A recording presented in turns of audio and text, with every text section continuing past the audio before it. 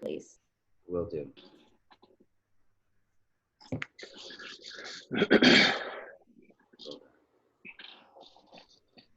Okay, great. All right, so good afternoon, good morning, wherever you are, my fellow colleagues. My name is Professor Trent Webb. I'm the Director of Forensics at Nassau Community College. And on behalf of Nassau Community College, as well as Dr. Tamika Robinson and Hofstra University, we are proud to bring you the H.O.S.T tutorials, hosting online speech tournaments. As all of you know, we are in the midst of a global pandemic, which has forced us to reimagine the way we live life. And part of that is to reimagine the way that we host tournaments. Most of the coaches that I have been in contact with in the past 4 months are determined to keep the show moving forward and the show going. And we realize that that means that online tournaments will have to be the route we go until such time as it is safe to gather in large groups again. Thankfully, there are people in our community that have been thinking about this for quite some time and have been doing a remarkable job facilitating this for quite some time. Namely, Steve Johnson of Yaatly, Danny Cantrell of ForensicsTournament.net, and Ben Stewart, who I believe just got in, yes, from Speechwire. And between the three of them, each of them have a perspective on what would be the most conducive way for us to host online tournaments. Whether you are imagining synchronous tournaments or asynchronous tournaments, which is why we divided this into 2 sessions. So once, when I put this together about a month ago, I reached out to everybody, to the 3 people that I just mentioned, to determine how they best wanted to go about this. I'm going to be doing very little talking and a lot of listening because we had the NDCIE conference a couple of weeks ago. And when we got to the part about hosting tournaments online, there were a lot of questions and concerns in the chat feature.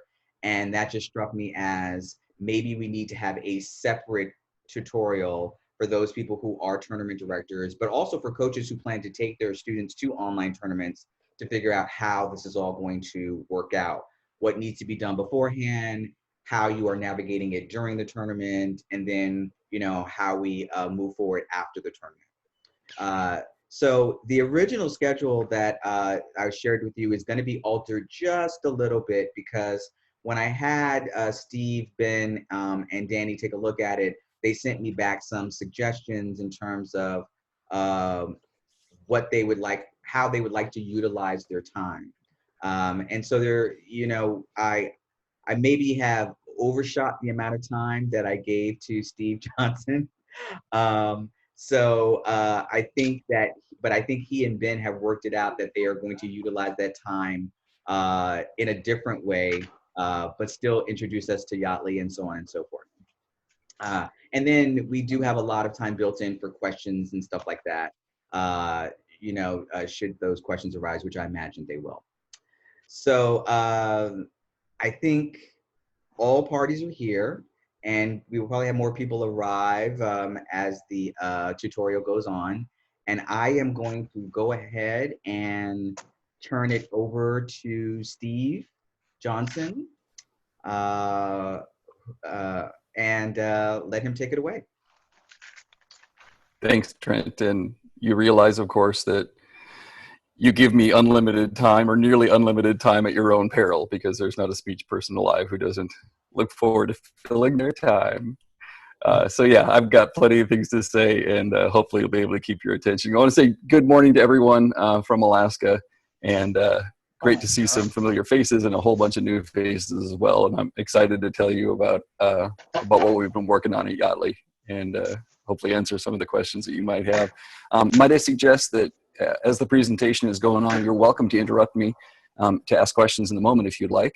But if you don't have something that's absolutely pressing, you might just drop that question in chat, and then maybe at the end we can go back through and review the chat and talk a little bit about what questions people had as things were unfolding. Does that sound reasonable? Cool. Let me then share my screen with you and show you a number of things. So at this point, you should be seeing a big slide that says Yaatly on it. Can somebody just confirm for me that that's what you're seeing? Yep, we see it. Oh, perfect. Okay. So let me start here with my pandemic story, right? Everybody's got one. This one's specific to my experience with being a coach at the University of Alaska Anchorage as the pandemic unfolded in late February and early March. We were planning to go to the Western University's debating championships. And of course, as things began to unfold, that was scheduled for the end of March. It became increasingly clear that that was unlikely, and then eventually became clear that that simply wasn't going to happen. Nobody was going to be allowed to travel. And so, filled with hubris and having worked with the Western States Championship before, I thought, well, this is no problem. We'll just do it all on Zoom. And so I got onto Zoom and started exploring breakout rooms. And this, so far at this point, I'd spent maybe a grand total of 10 minutes on Zoom in my entire life. Those were the days before I knew what Zoom was. Quickly came to the realization that trying to manage a 100+ team tournament with 2 people on each team and abundant judges judging those rounds and putting them into the proper breakout rooms and making sure that everybody was where they were supposed to be at the time I wanted them to be there caused me to break out into a cold sweat. And I'm not exaggerating that. From a tournament director's perspective, I really started freaking out at the thought of trying to manage that. Now, this is long before some of the great processes have been written up for how to manage large tournaments on Zoom or other similar platforms. But it was absolutely chilling to think about trying to organize tournaments. And I've run tournaments my entire career, probably in the hundreds of tournaments at this point that I run, and just couldn't imagine how I would do so on a virtual platform, or at least a virtual platform that wasn't custom made for doing so. But the other thing that I noticed is as I began to spend more time on Zoom, aside from the question of hosting tournaments, I started to realize that it was just this really odd experience. It was a very uncomfortable experience. It wasn't the experience that I was used to. And everybody at this point knows, right? We're familiar with all the things that can go wrong on Zoom. And we're particularly familiar with things like Zoom fatigue, right? Where we just get exhausted having spent time on Zoom. And so I got curious about why that happens, what that experience lacks, what the virtual online experience lacks that the present experience gives you, that face-to-face experience gives you. And what it came down to was this notion of dematerialization. So dematerialization is a fancy way of saying you're present as an identity or present as some sort of essential part of yourself, but you're not physically present. So this notion of dematerialization is actually pretty well studied in virtual communication.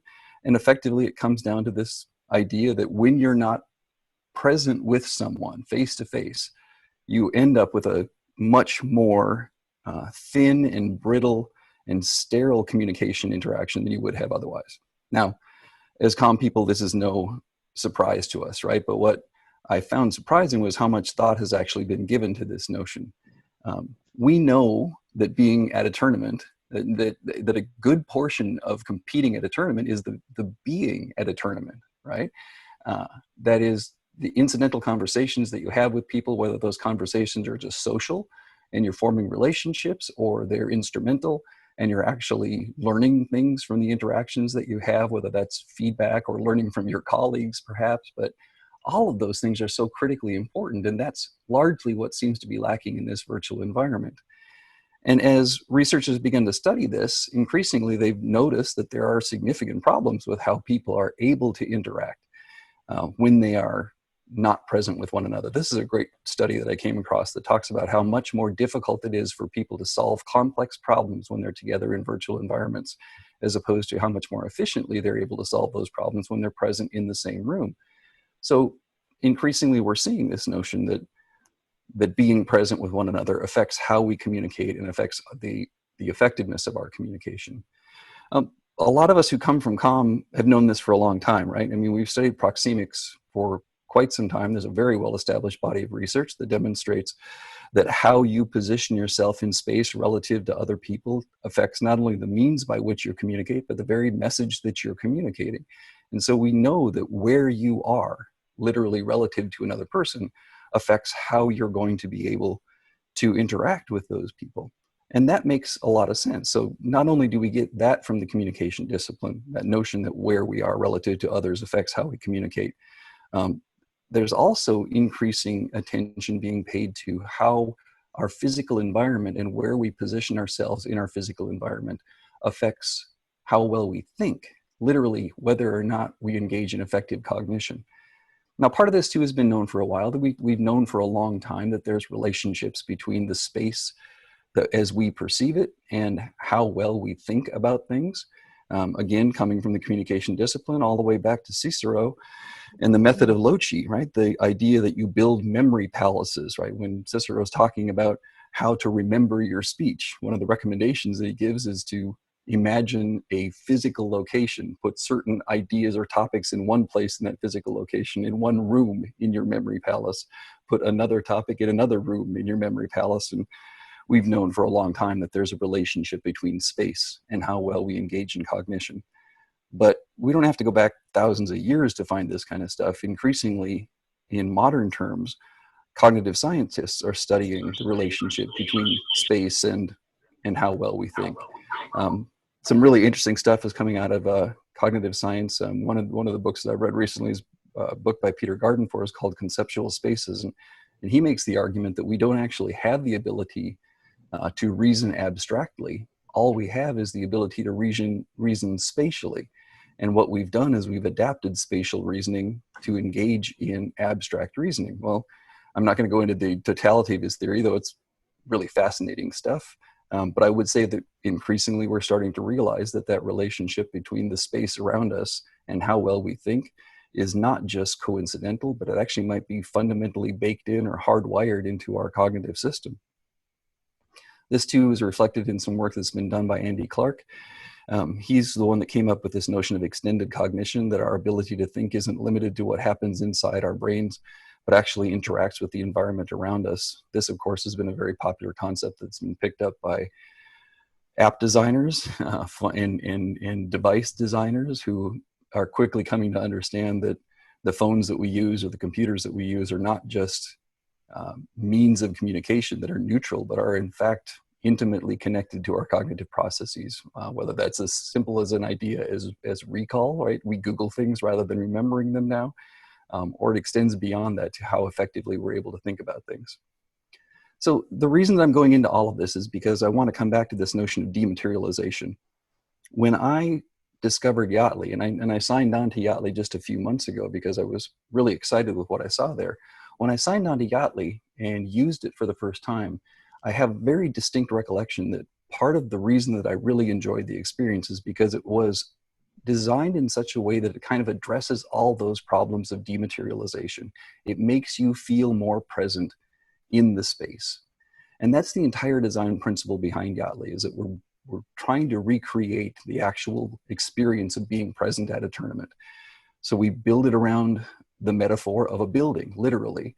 If you think of hosting your tournament in a competition building, Yaatly is built very much the same way. We're trying to recreate that experience of actually being at a tournament, being in a building, finding your way around that building, and using all of the same sorts of cues that you would use to find yourself and find your place in a building that you would in a face-to-face competition.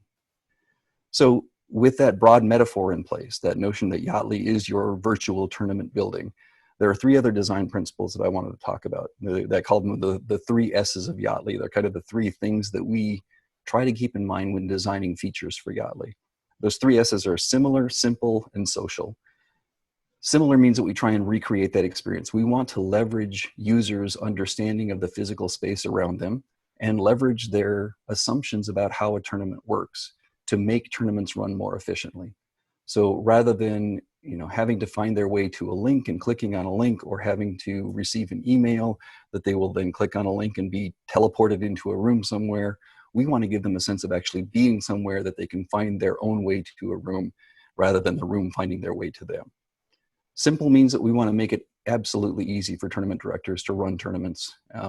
Understanding the complexity of managing, for example, breakout rooms on Zoom, and what's come to be known as the Zoom Room Manager approach to virtual tournaments. If you spend some time reading about that, you're going to learn that it's a pretty personnel intensive process, which is great if you've got the personnel to run it. If you have one additional person to manage 4 or 5 rooms, and then you've got 30 or 40 rooms running simultaneously, you quickly start to see the size of the staff that you need to run a tournament. We wanted to make it simple such that even one person could run the totality of the tournament, from the tabulation to the management of the virtual rooms. And finally, the third S is social. We wanted it to be a place where people would have those incidental interactions, where they would have the ability to have conversations with others, perhaps even getting to the point where they have accidental bump-ins with other people that spawn those sorts of those conversations that are so fundamental to having that whole tournament experience. So with those 3 things in mind, similar, simple, and social, let me take you to Yaatly and show you around a little bit and how things work. So I'm first going to show you the debate platform. We are in the process of finalizing some things on our IE platform. And so I'm going to show you what the IE platform looks like right now. And I know that most of you are probably most interested in that. But I wanted to show you around the debate side of things as well. I know that there are a lot of full service tournaments that are hosted, and I want to make sure that people understand it from this side as well. Eventually, these 2 platforms are going to be integrated. You'll see no difference between the 2 when you log on. You can choose to run a debate-only tournament. You can choose to run an IE-only tournament. You can choose to run a full-service tournament. And in either case, it's going to work just fine for you. So what you're looking at here is the lobby of an event. And this is where people will land when they come to your tournament. A host of things that are available to you as a tournament manager. But most importantly, again, what we're trying to recreate is that sense of being somewhere. So in the lobby, you're going to find an auditorium, useful for doing things like opening assemblies or awards ceremonies at the end of your tournament, for making announcements throughout the tournament, asking people to gather in there, similar to the large venue that you would have at most tournaments to do those sorts of mass tournament announcements.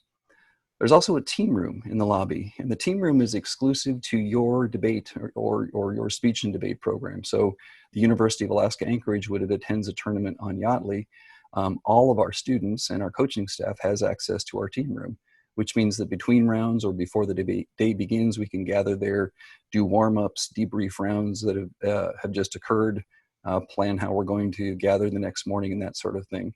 We also find, and this is one of the great things we found about Yaatly, so we track user time spent on the platform, and we assumed, of course, that the vast majority of time spent on the platform by people would be spent in the competition rooms themselves. What we find is that they spend actually a lot more time in the team rooms, hanging out with their friends, because they haven't seen their speech and debate colleagues probably as much as they would like to, or as much as they're used to. So we see people spending a lot of time hanging out in these team rooms. That's part of that social dimension that we're talking about there as well. There are a whole bunch of communication tools that are available on Yaatly. A lot of these show up on the left-hand menu.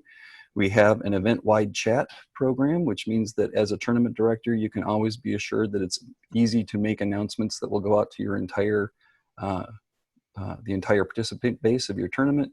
There's also a chat channel that is always permanent, that exists just for your school. So here's the chat channel for the University of Alaska Anchorage.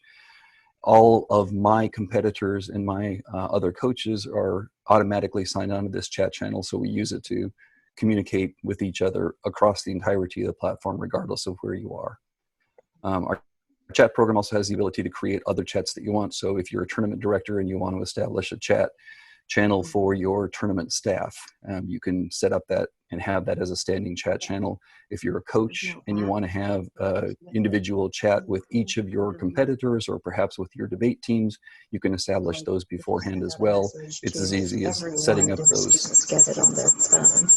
Oh, we're getting some feedback there, sorry. It's as easy as just setting that up in your chat channel. So always really good means of communication that are available both to you as the tournament director, as well as to all your participants. Those chat channels are always present there. There are other things on this left-hand menu. We call them just text repositories. They're places where you can park text that you want everybody to have access to. So you can see here that there's a schedule for the tournament. You can put that information in there, and that's available throughout the entirety of the platform as well. People can always check the schedule and see what's going on. If you need to post speaker times for particular events, you can put that there.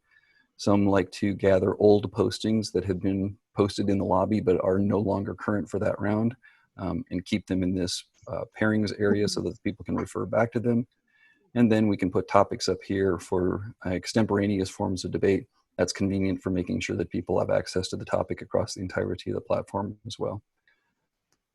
So your left-hand menu contains a lot of your tools, but then if you're a tournament manager, and that by the way, that left-hand menu is available to everybody. Not everyone has access or editing privileges, but everybody does have the ability to see that across the platform. As you can see there, if you've got it collapsed, it just pops up as text that people can check quickly.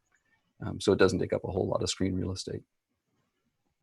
As a tournament director, you've got a whole bunch of tools available under this Manage Event button. Things like being able to set certain parameters for your events, the ability to make event-wide announcements. So this allows you to make an announcement to the entire body. So if you want to get an announcement to your entire tournament, you can hit send on that, and it pops up as a banner at the top of everybody's screen, and it stays there until each individual participant in your tournament clicks to make it go away. So you have some assurances there. And I know as a tournament director, I want to make sure that I've at least given everybody the opportunity to see the announcements that I want to make. I can't guarantee that they're going to pay attention to those announcements, but at least I can be assured that they had to click to get rid of that announcement. So it's a good way to make announcements to your entire tournament, whether that is awards are starting in 10 minutes or this person needs to come and see a member of the tab staff because we have a problem with tabulation or something like that. It's an easy way to get that across to everybody quickly. Lots of tools for managing your event in terms of adding additional administrators to your event. So if you're the person who created the event, you can add a whole bunch of people who will have administrator privileges for that event. Your tab staff is obviously those people who you'd like to have for that. A means by which to invite others to your event. That is, if you want them to come to your event, these are the programs that you are inviting to your tournament. So you share this URL with them and they're able to follow that and come to your event. And then other information about your event details that can be changed here, as well as the opportunity to put the text that shows up in this left-hand menu over here. So here's where you would enter your schedule or make changes to your schedule.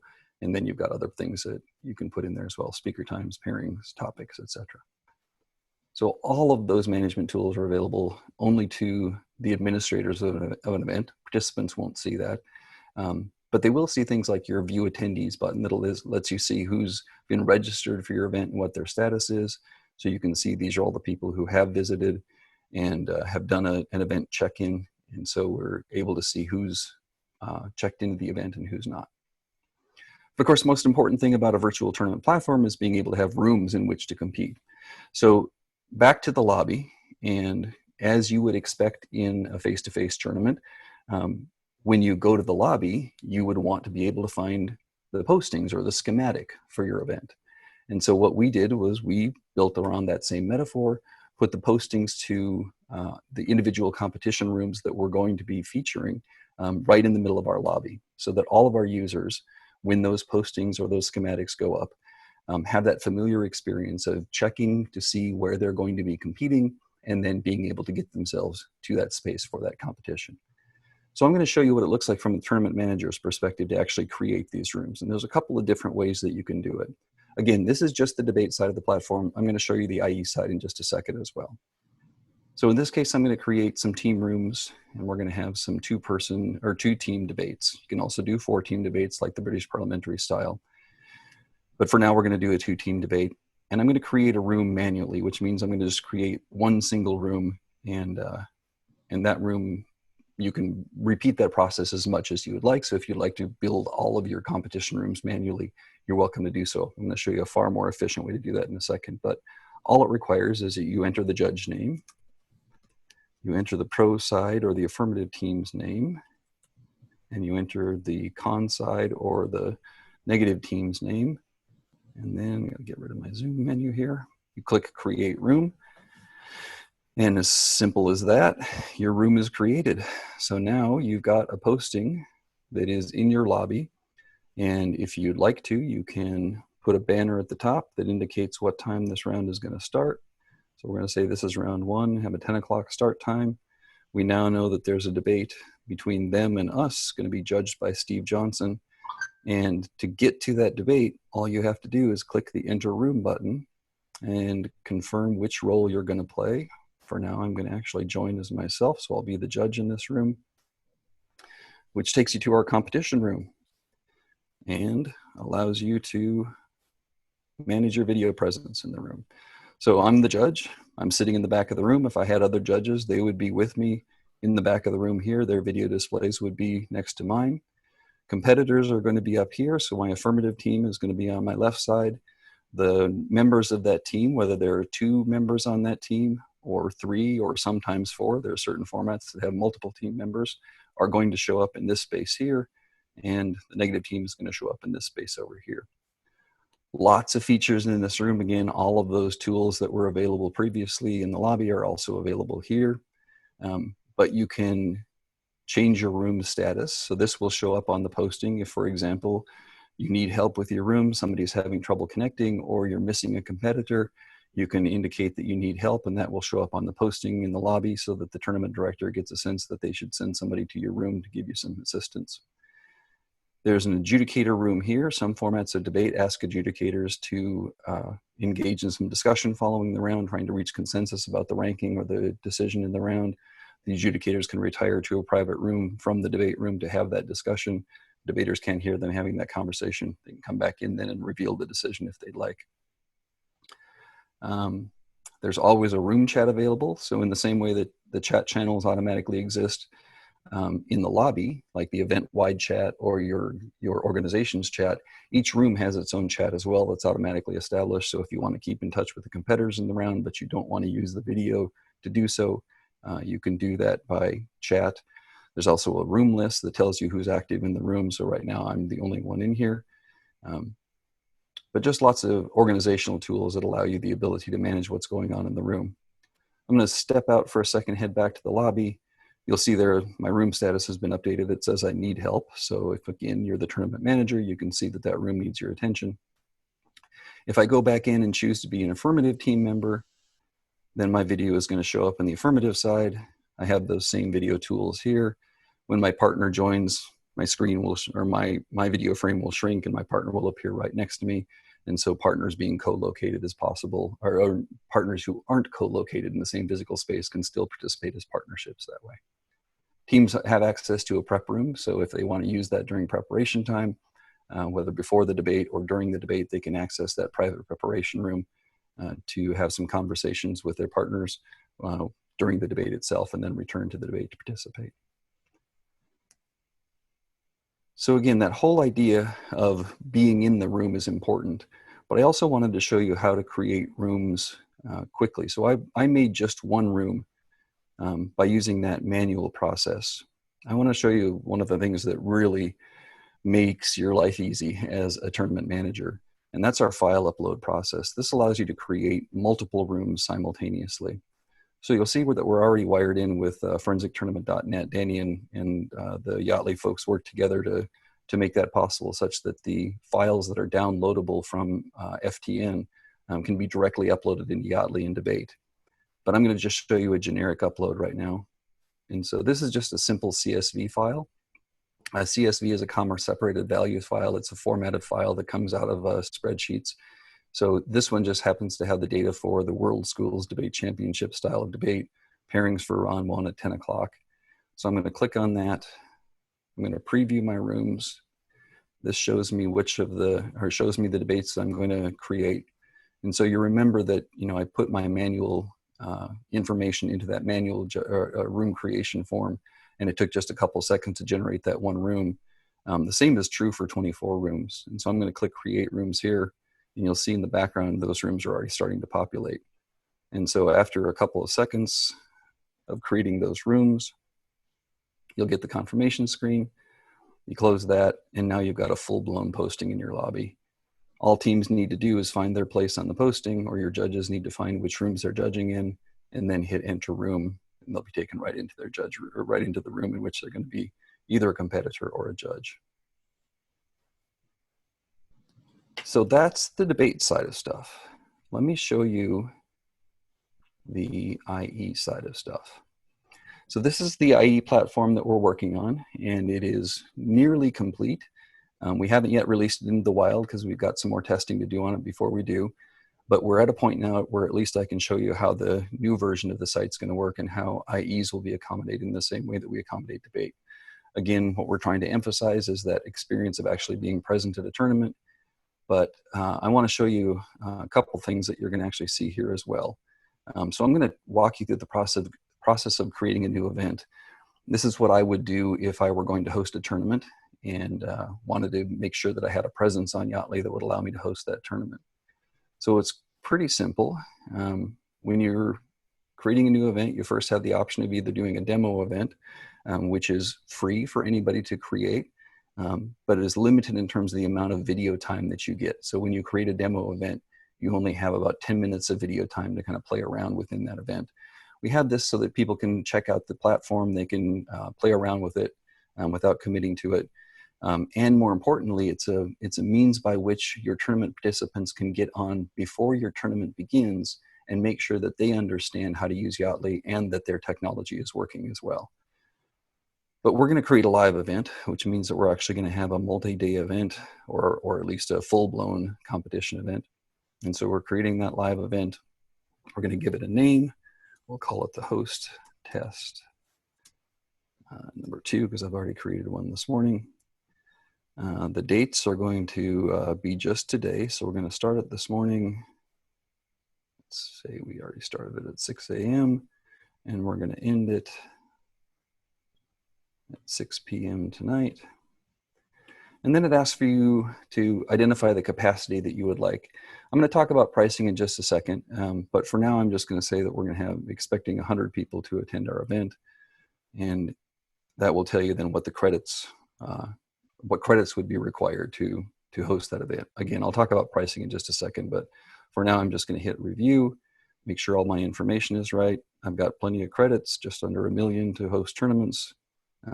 And so I'm going to go ahead and commit to buying those, or commit to creating that event and using those credits to do so. And it'll take just a second to set up this event.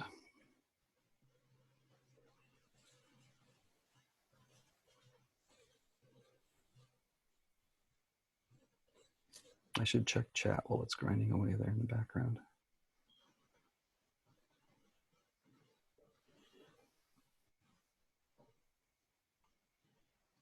Oh, there we go.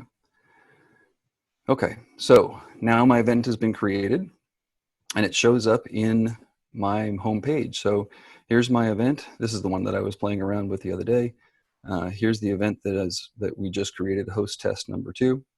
And it gives me the option then to enter that event. So this is my organizational homepage.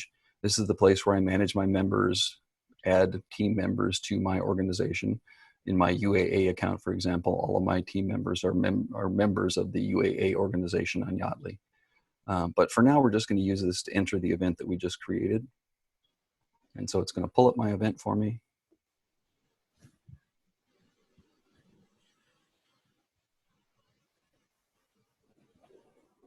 It's going to do a technology check first, which makes sure that my audio and video are working and that my connection is good.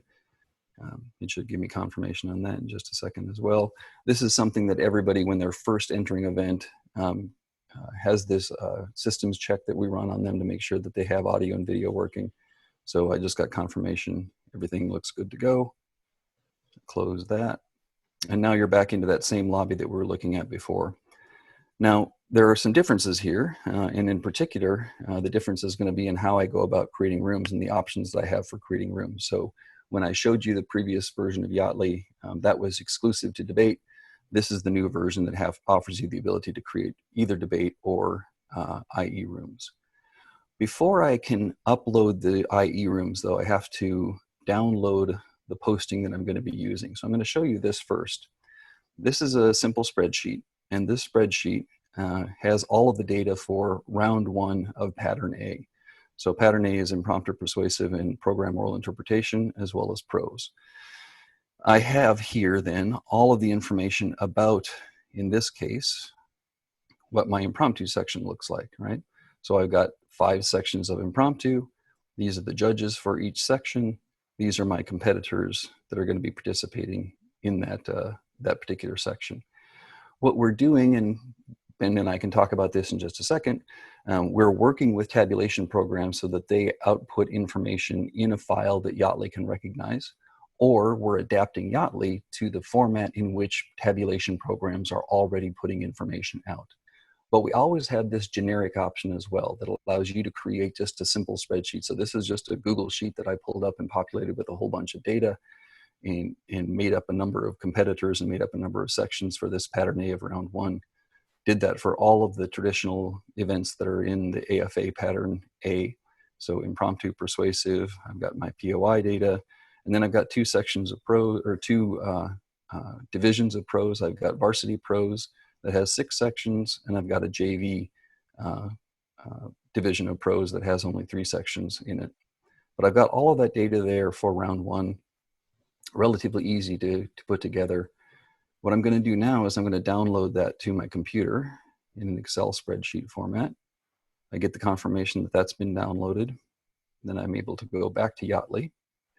I can hit create rooms and postings. It's going to ask me in this new version, do I want to create debate rooms or do I want to create individual events rooms? So Yaatly is built on what we call the just-in-time model of room creation, which means that you don't create rooms until just before the round is supposed to begin. And that keeps things relatively clear. The only postings you're displaying are the postings that are appropriate for that particular time block. Sometimes that time block is going to host debate. Sometimes that time block is going to host IEs, depending upon where you are in your schedule. For the purposes of this, though, we're going to create some individual events rooms. So I'm going to set up the postings for individual events. I'm going to do a standard file upload. You can see there that we're already working on Speechwire integration. And again, Ben and I can talk about that in just a little bit. But we're just going to do a standard file upload here, which takes me to my computer. And there's that Excel file that I just downloaded. So I'm going to click on that. It's going to take some time to recognize that. And then it's going to give me the chance to review the posting. So I'm going to review the posting, make sure that it is what I want it to look like. So I can make sure I've got the right sections, I've got the right events, I've got everything that I need. Looks like everything uploaded the way that I want it to. And I hit create posting. So once I've created my posting, I get the confirmation page. I head back to the lobby, and now the entire tournament can see this posting in the lobby. And so you can see there that here's my posting for impromptu. You can see the posting for the 3 sections of persuasive speaking that we've got going on. I've got varsity prose with my 6 sections here. I've got JV prose with my 3 sections there. So all of your competitors, all of your judges can use this as a means by which to find where they're supposed to go. Again, that goes back to that similar design principle we had, where we want people to have an experience on Yaatly that is similar to the experience they'd have in a physical tournament, leveraging their expectations and their assumptions about how things work to make your virtual tournament run a lot easier. So I'm in the lobby. It's 5 minutes to 10. I know that my round has to begin. I'm one of the speakers in this section 1 of impromptu. So I'm going to go ahead and enter my room. Takes me to that same sort of confirmation screen that you saw with the debate program. I'm going to confirm my identity because that will let everybody know who I am in the room. Takes me into the competition room. And you can see then that I show up here with the posting for this competition room. And I can tell that I'm in the right place because there's me, S. Whitney. I'm in impromptu section 1. My judge is going to be 95 Johnson. And I can update my status. So I can tell the judge I'm here and ready to go. I can tell the judge, hey, I'm double entered and I'm going to go to a different room first. I'll be back once I'm done with that. Or I can be triple entered as well. Part of what we're looking for is some feedback on what sorts of status people would like to have there. We thought double entered, triple entered, and ready would probably be the most basic ones, but we can add features to that if we would like as well. And that status is available to be seen by everybody else in the room as well as the judge. When I'm ready to compete, all I need to do, or when the judge tells me it's my turn to compete, what I need to do is to take the floor. And so it's as simple as just clicking on this button here, and I show up as a competitor in the round. I get the little notice that says you have the floor, and I can do my presentation, whether that performance is interpretation or public speaking, doesn't matter. It allows me to be present, fully present in the room, and have that large presence that is necessary, I think, for good quality IE competition. When I'm done, I stand down, which means that I'm going to be leaving the floor, and somebody else is now available. One of the other competitors in the round can take their turn. So I'll back out just for a second and show you just one more thing in the IE room, and that is what it looks like from the judge's perspective. So I'm going back into that same section, but now instead of being a competitor, I'm going to be the judge. So when I'm the judge, I show up down here at the bottom of the screen. Oh, getting a whole bunch of notifications. So I show up down here at the bottom of the screen. It looks like for whatever reason, I'm not showing up right now, but maybe if I reload, I'll be able to show up there.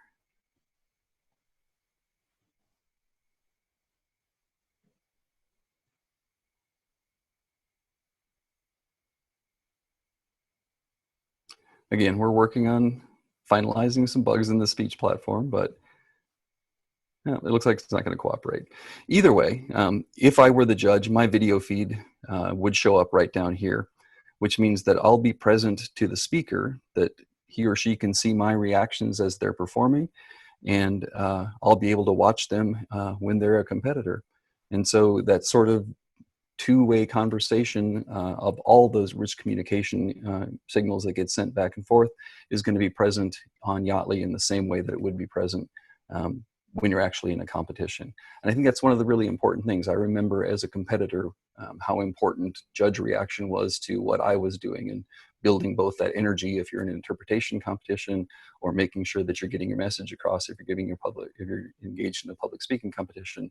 Having that nonverbal interaction with the judge, I think, is really important in order to make that work.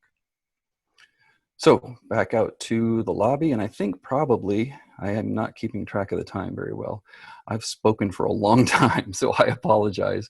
I'm going to stop sharing now and listen to people's questions. So that's the basics of what I wanted to show you. So I could either go to chat, or I could kind of just open myself up to a conversation. Trent, do you have any preference there? Well, I have Tamika Robinson is back, and I asked her to monitor the chat feature. So I think if we go back to the first question that I in chat that I don't think got answered, I think comes from Nathan Carter, and asks, can a judge remove people from the room who are being disruptive to the debate, or is that just tournament managers? We don't have that feature yet. That is one of the features that is on our punch list before we get back into the academic year. So we're aware of the need to empower the judge to be able to remove competitors if they're being disruptive. We hope, ideally, as you always hope in any tournament, that there won't be people who are being disruptive. But we do recognize that that's necessary. So that's a feature we are going to build in, is the ability for the judge to bounce somebody from a room. Okay. All right, another question that we're seeing is, how much are the credits? 1,200 credits equals how much money? There we go. Yes, I should go back to the presentation. So if I may, I'm going to share my screen again. And there are a couple of things I actually forgot that I wanted to show you. So let me do that, and then I'll get to the pricing question as well. So first is, I wanted to show you a couple of mock-ups of things that we have not yet built but are going to be building soon. This is what our duo room is going to look like. So we believe that we can do simultaneous non-co-located duo performances by having two duo competitors available on video at the same time. Some people believe that can work. Some can't. Some believe it can't work. We thought at least we would give the option of having that available to tournament directors or to competitors. And so that is one of the things we plan to build as well. That's what our video room, or that's what our duo room is going to look like. We're also going to have an IE draw, or excuse me, an extemp draw room. And so the extemp draw room is going to be much like what you would expect any draw room to look like. It'll have a list of the people who are in the room over here, the competitors who are waiting to draw an extemp. Your video room manager's video frame is going to show up down here. We'll have the draw times available here, questions to be posted in this area here. We're going to pull section data so that people can refer to see which speaker they are in which order, and then we'll be able to choose between different extemp events if, for example, in high school, you're running international extemp and US extemp, or other extemp events that you can customize. But I just wanted to show people that we've got those things in the works as well. So a dedicated extemp draw room, as well as the ability to do duo. Back to the pricing question.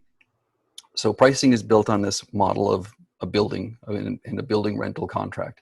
And the fundamentals of any building rental contract is how much space do you need and how long do you need that space. In Yaatly, we call that user hours. So user hours is simply the capacity that you require times the hours that you're going to use it. So one user on Yaatly for 1 hour constitutes 1 user hour of use. So each credit that you're seeing is effectively a credit for a user hour. That tournament that I put together, I can show you this here. So here's an example tournament. Your first day is going to have 100 users. They're going to be on the platform for 8 hours. That's 800 user hours. On day 2, perhaps you're expecting fewer people. You're going to do, for example, elimination rounds or finals on day 2. So you expect fewer people to be there, and it's going to be a bit shorter, only 4 hours. That's going to result in 200 user hours. So the total there would be 1,000 user hours that you would need for your tournament. We help you make that calculation on Yaatly when you're setting up your event. And 1,000 user hours would require 1,000 credits, which would be priced at 40 cents per credit. So you can, if you want to buy in volume, have user hour rates as low as 20 cents per user hour. And credits can be purchased in advance. So if you are a league, or if you are a program that's going to host multiple tournaments throughout the year, you can anticipate what your credit usage over the course of long term is going to be, buy those credits in volume, and get down to as low as 20 cents per user hour. But for that 1,000 hour tournament at 40 cents per user hour, you'd end up spending $400 to host your tournament, which is relatively similar to what you might pay for a building rental. Some universities require you to pay for building rentals. Some your tournaments don't. But we think that the quality of Yaatly, as well as some of the features that we've built into it, hopefully make it a value that people can appreciate. All right, we have another question. This one is from Paul Alday. Can tournament hosts hold off on posting schedules until they wish once created, or is it an automatic post? Well, the tournament director is always in charge of when the postings get displayed, and they're in charge of it in 2 ways. First of all, there can't be a posting displayed until you upload it. So literally, it's not going to exist until you actually put it on the platform. But there's also a means by which you can hide your posting. So if you are constructing rooms manually, for example, building rooms one by one, you want to make sure you've got all your rooms built before you make the posting available. You can hide the posting from the general tournament audience, and then once you're satisfied that the posting is complete and you've got it showing the way you want, you can hit make posting visible, and it'll show up in the lobby for everybody else. All right, there was another question that I missed that was a little bit ahead. So this is from Randy Perez. Is there an abbreviated tutorial for guest and hired judges, like maybe something written out that we can distribute? Absolutely. We have documentation on our site. It's available at yaatly.com. And you'll find a link there to our documentation. We've got a quick start guide. We've got guides for tournament directors. We've got guides for organization managers. We've got guides for participants, judges, observers, competitors, those sorts of things. So yeah, we do have documentation. Right now, that documentation is written only for the debate platform. But obviously, when we release the IE platform, we will include this documentation for that as well. Awesome. Next question is from Ben Robin. Is there an option to be an audience member in an IE round? Yes, yeah. In the same way that people can join a debate round as an observer just to watch, there will be the option for people to join an IE room just to be an observer there as well. This question is from Nate Brown. What happens if someone joins a room as a judge, but the person isn't really the judge? It looks like there's nothing to prevent people from joining a room using any of the links. This is always the question that I get. What if somebody comes in and says they're the judge, but they're not really the judge? Well, my response is, what happens in a real tournament if somebody wanders into a room and says, I'm the judge, and they're not really the judge, right? Eventually, somebody figures it out that they're not really the judge. But all kidding aside, I mean, part of the risk that you run is trusting people to know where they're supposed to go and to do what they're supposed to do. Of course, there's going to be problems with that. usually 99.9% of the time, it's a simple, innocent mistake. And the person who accidentally joined as a judge leaves the room and goes to the room in which they are supposed to be a judge, or leaves the room and enters as a competitor. So it's usually just a matter of the other participants in the room saying, hey, Bob, you're not really the judge in this room. You're a competitor. What the hell are you doing in the back of the room? In the same way that they'd probably say the same thing to a competitor who said, yeah, I'm the judge for this round, but they're not really. All right. So I think you answered part of this question, but Steve Robertson asked, how will impromptu topics be distributed? You went through it, but you didn't necessarily explain impromptu. Yeah. Well, our assumption is that because impromptu, kind of operates much more real time than extemp, usually 30 seconds, a minute and a half's worth of preparation time. We anticipate that speakers will be in the competition rooms. They'll take the floor, so they'll have that full video presence. And then the judge can present them with the IE topics. And so there are lots of ways that we can get impromptu topics. Lots of ways that we can get impromptu topics to the judges. We can have them as part of the ballot. A lot of the really good virtual balloting systems that are both available on like Speechwire or TRM perhaps can include impromptu topics there as well.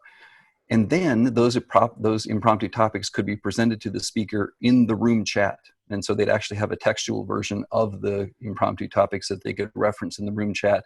And once they've confirmed that they've read them and have begun their preparation time, then it's just like a regular impromptu round where the judge sits quietly as the competitor prepares, and the competitor, once he or she is ready to go, stands up, the judge notes preparation time, and their speaking time begins. Okay, so John Boyer asks, can rounds be recorded natively? John, you may have to actually come on to explain that one. No, I'll take a shot at it, John, and if I don't get it right, please interrupt. Does Yaatly have recording capacity? No, not at present.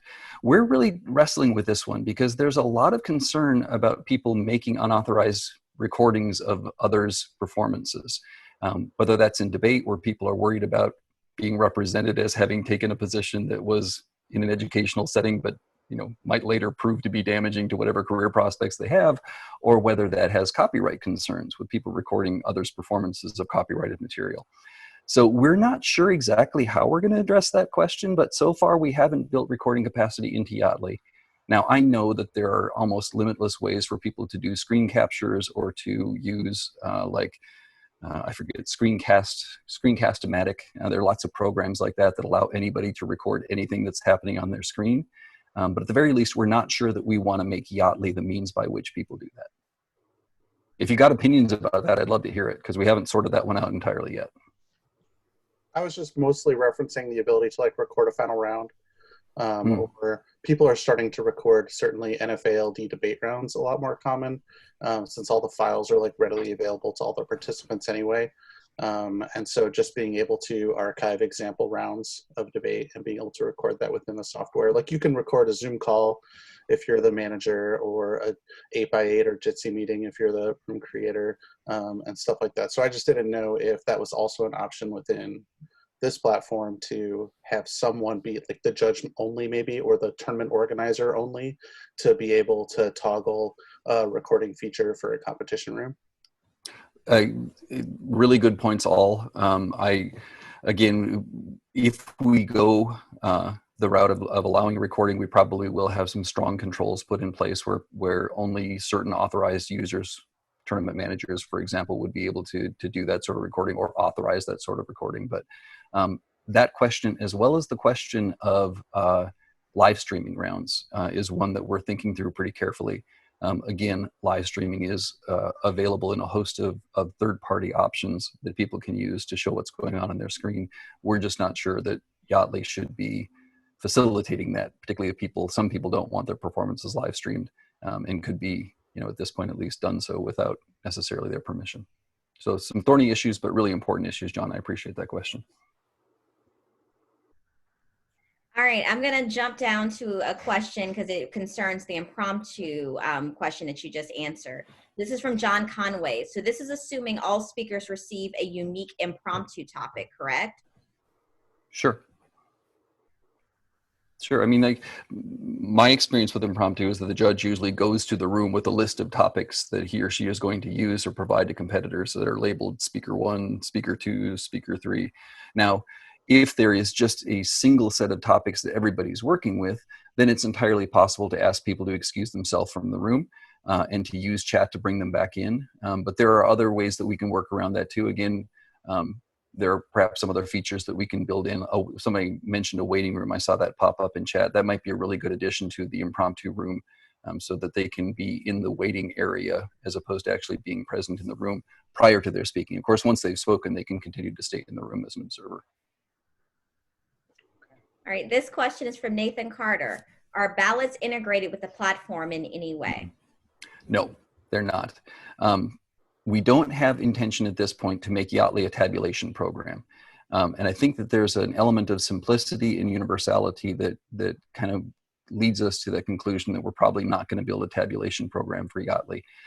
What we want is just a platform that works with whatever tabulation program you're using, whether you're using an online program or a local program on your desktop. We want to make Yaatly available to anybody who's using whatever tabulation program they want. Now, that said, we're already talking with Ben, and Ben, you can chime in here if you'd like. We're talking with Ben about greater integration. So the first step in our IE platform is to make sure that we have upload capacity from Speechwire. But we're looking forward to perhaps even more integrated service with Speechwire, such that perhaps we'll get to the point where you can press a button in Speechwire and have your rooms created automatically in Yaatly right next door. But for now, there is no tabulation program. There is no ballot management program in Yaatly. Those are all dependent upon whatever tabulation software you're using. All right, this question is from Kelly Roberts. Is there a need help button for IE rooms too? There will be. In the same way that there is for debate rooms, there will be a status button that you can update that will be visible to your tournament manager. All right, this question is from Drew Stewart. Is there a preferred browser to use with Yaatly? Yeah, Yaatly is built on the Google App Suite, which means that it works with Chrome. And it gets a little buggy with some other browsers. We make that really clear in our documentation, and most people have access to Chrome. We haven't received a lot of complaints about that yet. Some people have had some success with Firefox. We don't recommend it because we don't think it's as stable as it needs to be. But Chrome is definitely the preferred browser. This question is from Paul Alday. Is there an estimated time frame for the release of the IE platform release with Speechwire or Tournament.net integration so we can run demo tournaments? Yes, soon. Yeah, we're hoping to have this rolled out, by the end of July. I think we should be able to go live by the end of July. And we've got a couple of places that are running camps that have asked already to use it, so we're probably going to pilot it with them. Once we're certain it's stable enough, we'll then release it for others to use.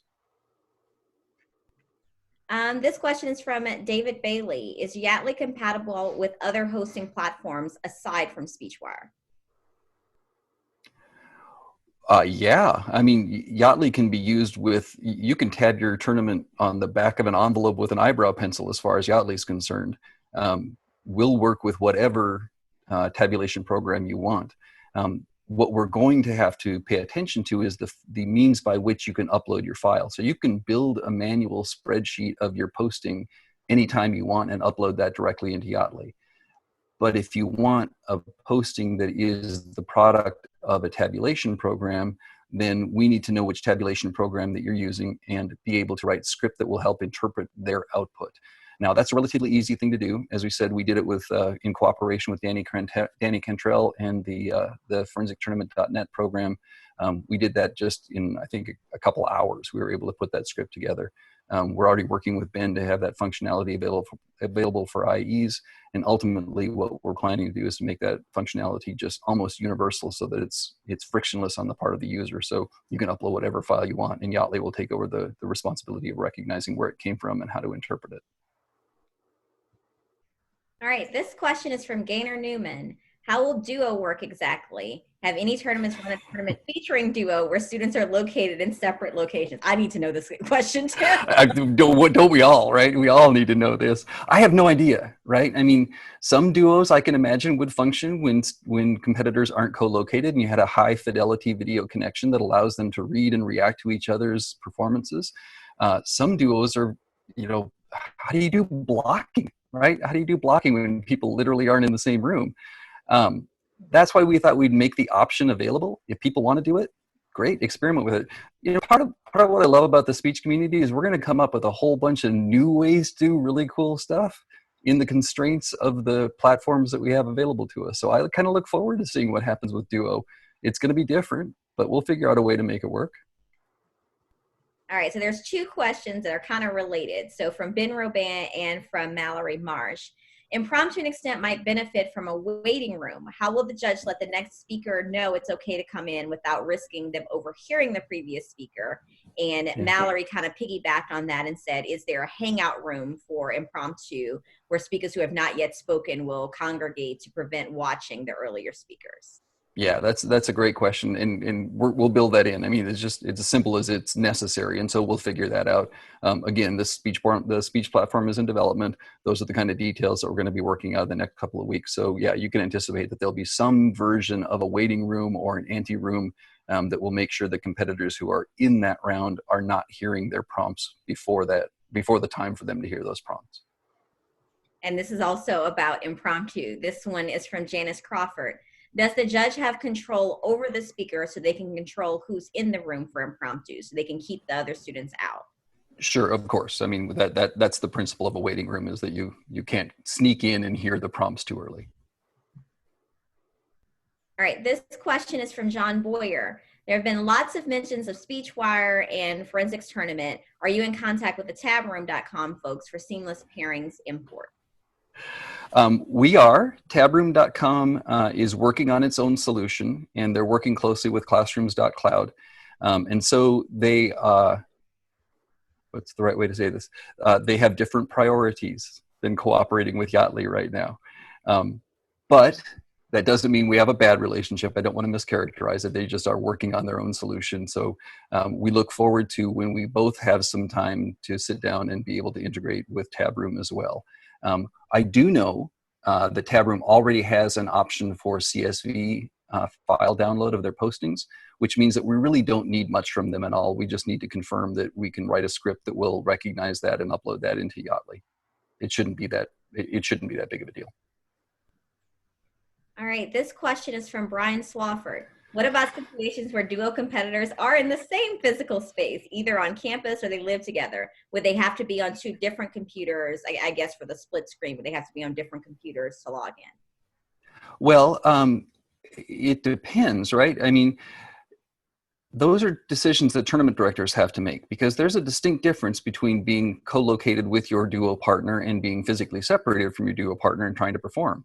So if you've got 100 duo teams, 99 of them are co-located and one of them is not co-located, are you going to make all of them perform on a split screen distance from each other using two different devices? That's not a decision that Yaatly is going to make. We have the option of either setting up the room as a duo room so that there are two video presences on the same screen, or we have the option of setting up an IE competition room with just one video presence.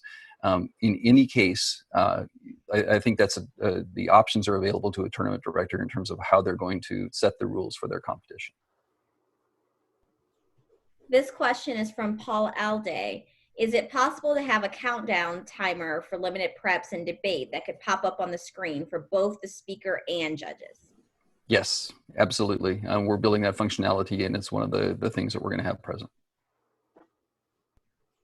All right, those are all of the questions that we have in the chat. I don't know if anybody else has some pressing questions they want to ask live to you, but that's it for the chat right now. Terrific questions. I really appreciate the ideas.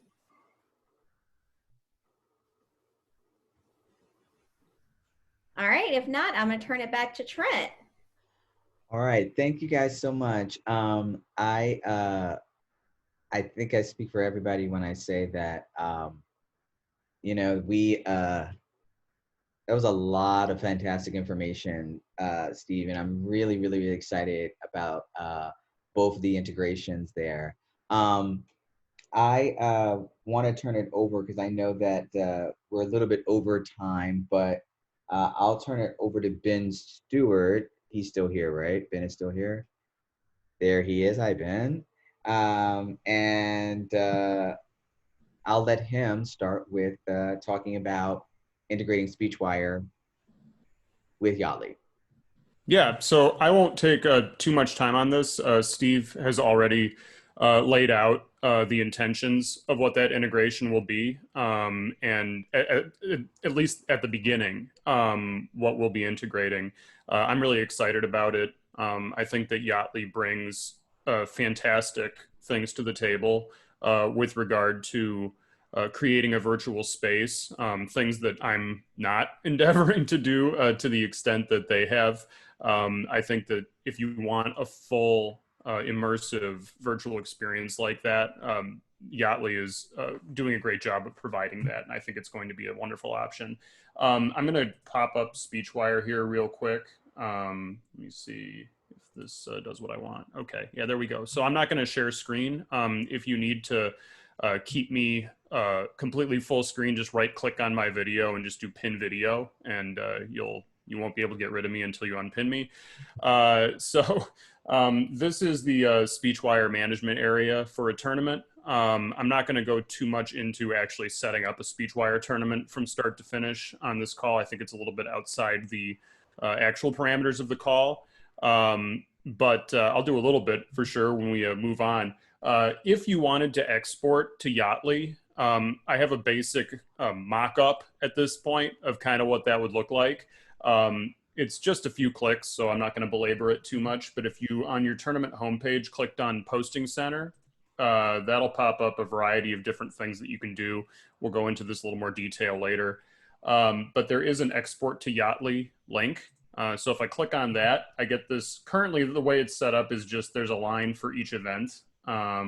These are in no particular order. That needs to be changed, but someday it'll be alphabetical or by pattern. You can just basically select which rounds you want to include in your export. So as Steve noted, Yaatly creates its rooms in a just-in-time fashion, which I think is really useful and also makes a ton of sense. This tournament is set up to have basically 3 preliminary rounds and a final round. So let's say that I wanted to do just my A events. You can go ahead and just, if those are your A events, check those round 1 boxes, click export. And that's going to actually, it takes you back to the Zoom room, but it'll give you then a CSV link that you can download, or I may make it an XLSX link. We're still sort of determining that, but Steve and I have been going back and forth on what that's going to look like.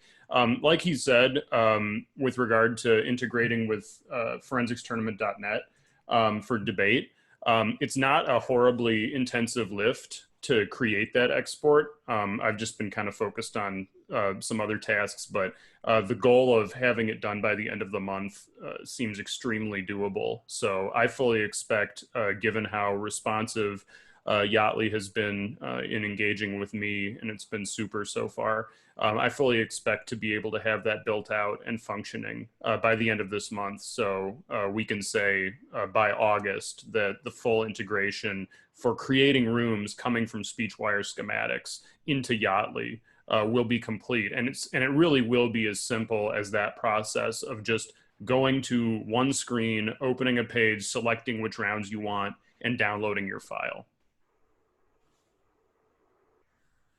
Okay. Do we have any questions for Ben in terms of using the Speechwire platform? Ben, I wonder if you might just talk a little bit about, since if people are going to be using Yaatly for the actual rounds and stuff like that, how then they would be using Speechwire for the tabulation, and how that works with online balloting and stuff like that. Sure. If you remain on the call for the other platforms that I'm going to talk about, you'll get more looks at the online balloting system than you probably even want. Certainly I'll talk about the procedure a little bit.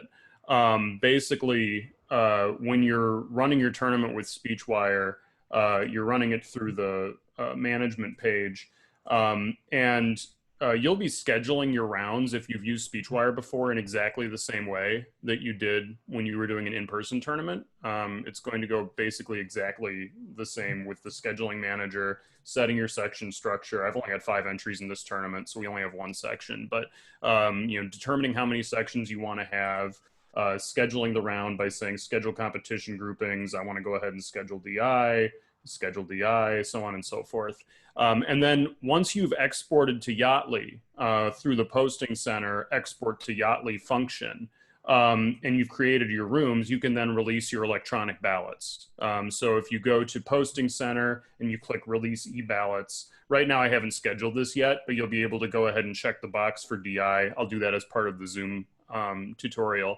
And then that'll go to the judges and appear in their judging accounts. So essentially, if you're going to be doing this type of process where you're integrating probably any platform with Yaatly, you're going to end up needing to have pretty much like 2 tabs open if you're a judge. You'll have your tab where you have your ballot, and you'll have your tab where you have your Yaatly round for your performances.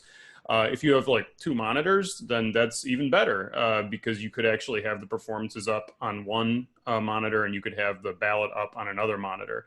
But if not, you may end up needing to watch the performance and then go ahead and type your comments and so on and so forth. You could pop between, although you probably don't want to be missing the performance, I wouldn't think. So there are a variety of different ways that you could suss that out. One of the common themes of my presentations will probably end up being that I'm putting these tools out there and then I'm going to let the community figure out how best to implement them, how best to use them. This will be one of those things too, where, I'm not going to determine exactly what the judges will do, but certainly you'll just have to have your Speechwire tab open in order to open your e-ballot, which I will show you a little bit later. And you also have to have a Yaatly tab open where you can have your round. And I'll step back here, and I want to hear Steve's thoughts on this too, because I'm sure that they've put a lot of thought into what that experience will be like, on the side of the video, but also then just, if you're using a different platform, what that procedure looks like from their end as well. But from my end, that's what it looks like. You'll have your electronic ballot on Speechwire, and then you'll have your video round on Yaatly. Yeah, same is true for other platforms as well. I've run tournaments using ForensicsTournament.net, Danny's program, and his electronic balloting system works in the same way it has been noted, in the same way that it works for an in-person tournament. And so the expectations there are no different. The advantages we already had, or these platforms already had, virtual balloting systems built out even before the pandemic hit. So they were robust and have been tested and are highly functional. Again, Yaatly is, I don't want to say Yaatly's dumb because that sounds unkind to Yaatly. But as far as thinking about your tabulation or managing your ballots, Yaatly doesn't care about that any more than a building cares about what's happening in the tabulation room, right? The building doesn't care. You've got a room where there are a whole bunch of really intelligent people doing a whole bunch of complex tasks on some high quality computing platforms, but the building doesn't care what's going on in there. Yaatly's the same way. Yaatly wants to be a good quality video experience for you. It, at this point, does not intend to be a tabulation program. We have a few questions that are for you, Steve, now that we have you, and then I'll come back to Ben for another question. But from Mallory, if possible, to go back to the credit per user per hour setup for Yaatly. What happens if we underestimate the number of users who go to the tournament? I suspect we're all comfortable with figuring out a good estimate for the numbers of coaches and competitors, but what about observers? How does that potential for a bloating of user numbers impact fees?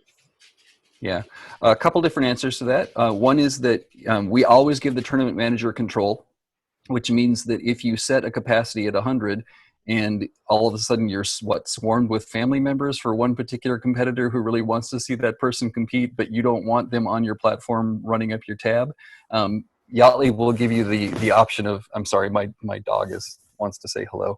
Yaatly gives you the option of of saying, no, that's, the cap is a hard cap, right?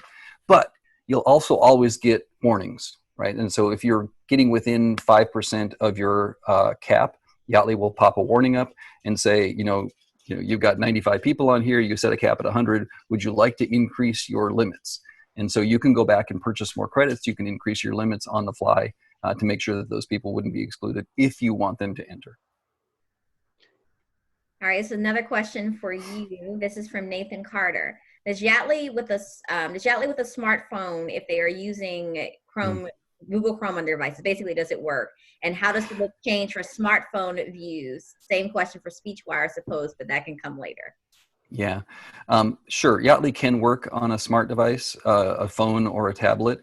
It just doesn't work very well, right? The whole principle of Yaatly is to utilize the screen real estate to try and recreate that face-to-face experience or that materialized experience as best we possibly can. And so trying to do it on a phone kind of defeats that whole purpose, particularly in debate where you have people co-located on the screen in a particular position to emphasize the importance of that spatial relationship. It might work a bit better on an IE, on the IE platform, because you typically have just one person performing at a time. But still at the same time, you're going to not see a lot of those features just because the real estate on the screen is so small. It's hard to have a video and all of the data that might be necessary on there as well.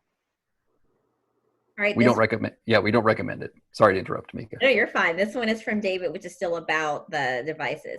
I assume competitors would have to download Yaatly to their devices. Any cost to them for the initial app download?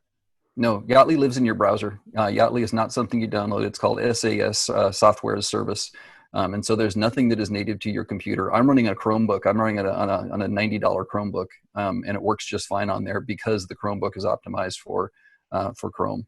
And so it runs speedy on there. It does not require a high-powered computer to run it. All right, this question, I believe, is for you or Steve, although both you are Ben, so both of you can answer. Is there a way to integrate the e-ballot into the Yaatly screen to avoid toggling between tabs? Ben, you want to take a shot at that? I don't know. I don't know either. I'm not sure about that. The Yaatly experience is pretty complete in terms of the way that it structures your screen space and the way that it sets that presence up. I would say, and I don't want to get too far ahead. One thought that I had during this conversation was maybe there's a place possible, and Steve, we can talk about this later, where maybe the judge could take notes in Yaatly during the performance, and then they could just copy paste those into Speechwire and save them. That's something I thought. I think the integration possibility it may be possible, but I'm not sure that would work completely. But maybe if there's a way that they could just take notes in the screen during the performance, just with a text box, and then just paste them, that might be a possibility. I don't know. Yeah, I mean, you're kind of witnessing the development of these platforms in real time. I mean, literally, this conversation between Ben and I is a conversation about development. And could those things happen? Yeah, absolutely. Yeah, the IE platform at this point is about 3 weeks old, and so I look forward to seeing what it's going to become in the next few months. And the sort of white glove service that is the deep integration that would be required for something like having Ben's ballots show up as a button or a pop-up menu or a pop-up text dialog box on Yaatly. Sure, all of that is possible. It's just a matter of how deeply we want to go with that integration. And I would say that we're not opposed to that per se, so long as that doesn't prevent us from being available to other platforms as well. So going back to a question from John Boyer, will there be a way to avoid the download-upload process, or is the .csv going to be the only method? Oh, no, absolutely not. I mean, this is the whole reason that we reached out to Ben and we started this conversation, is because we thought that having a sort of higher tiered level of integration with at least one platform would be highly useful. And so when Ben and we started talking, I think one of the assumptions that we're both working toward is that there will be much deeper integration if that's what the user wants, right? Some don't want to be tied into Speechwire. They want to use Yaatly with a different platform. Some don't want to be tied into Yaatly. They want to use Speechwire with a different video platform.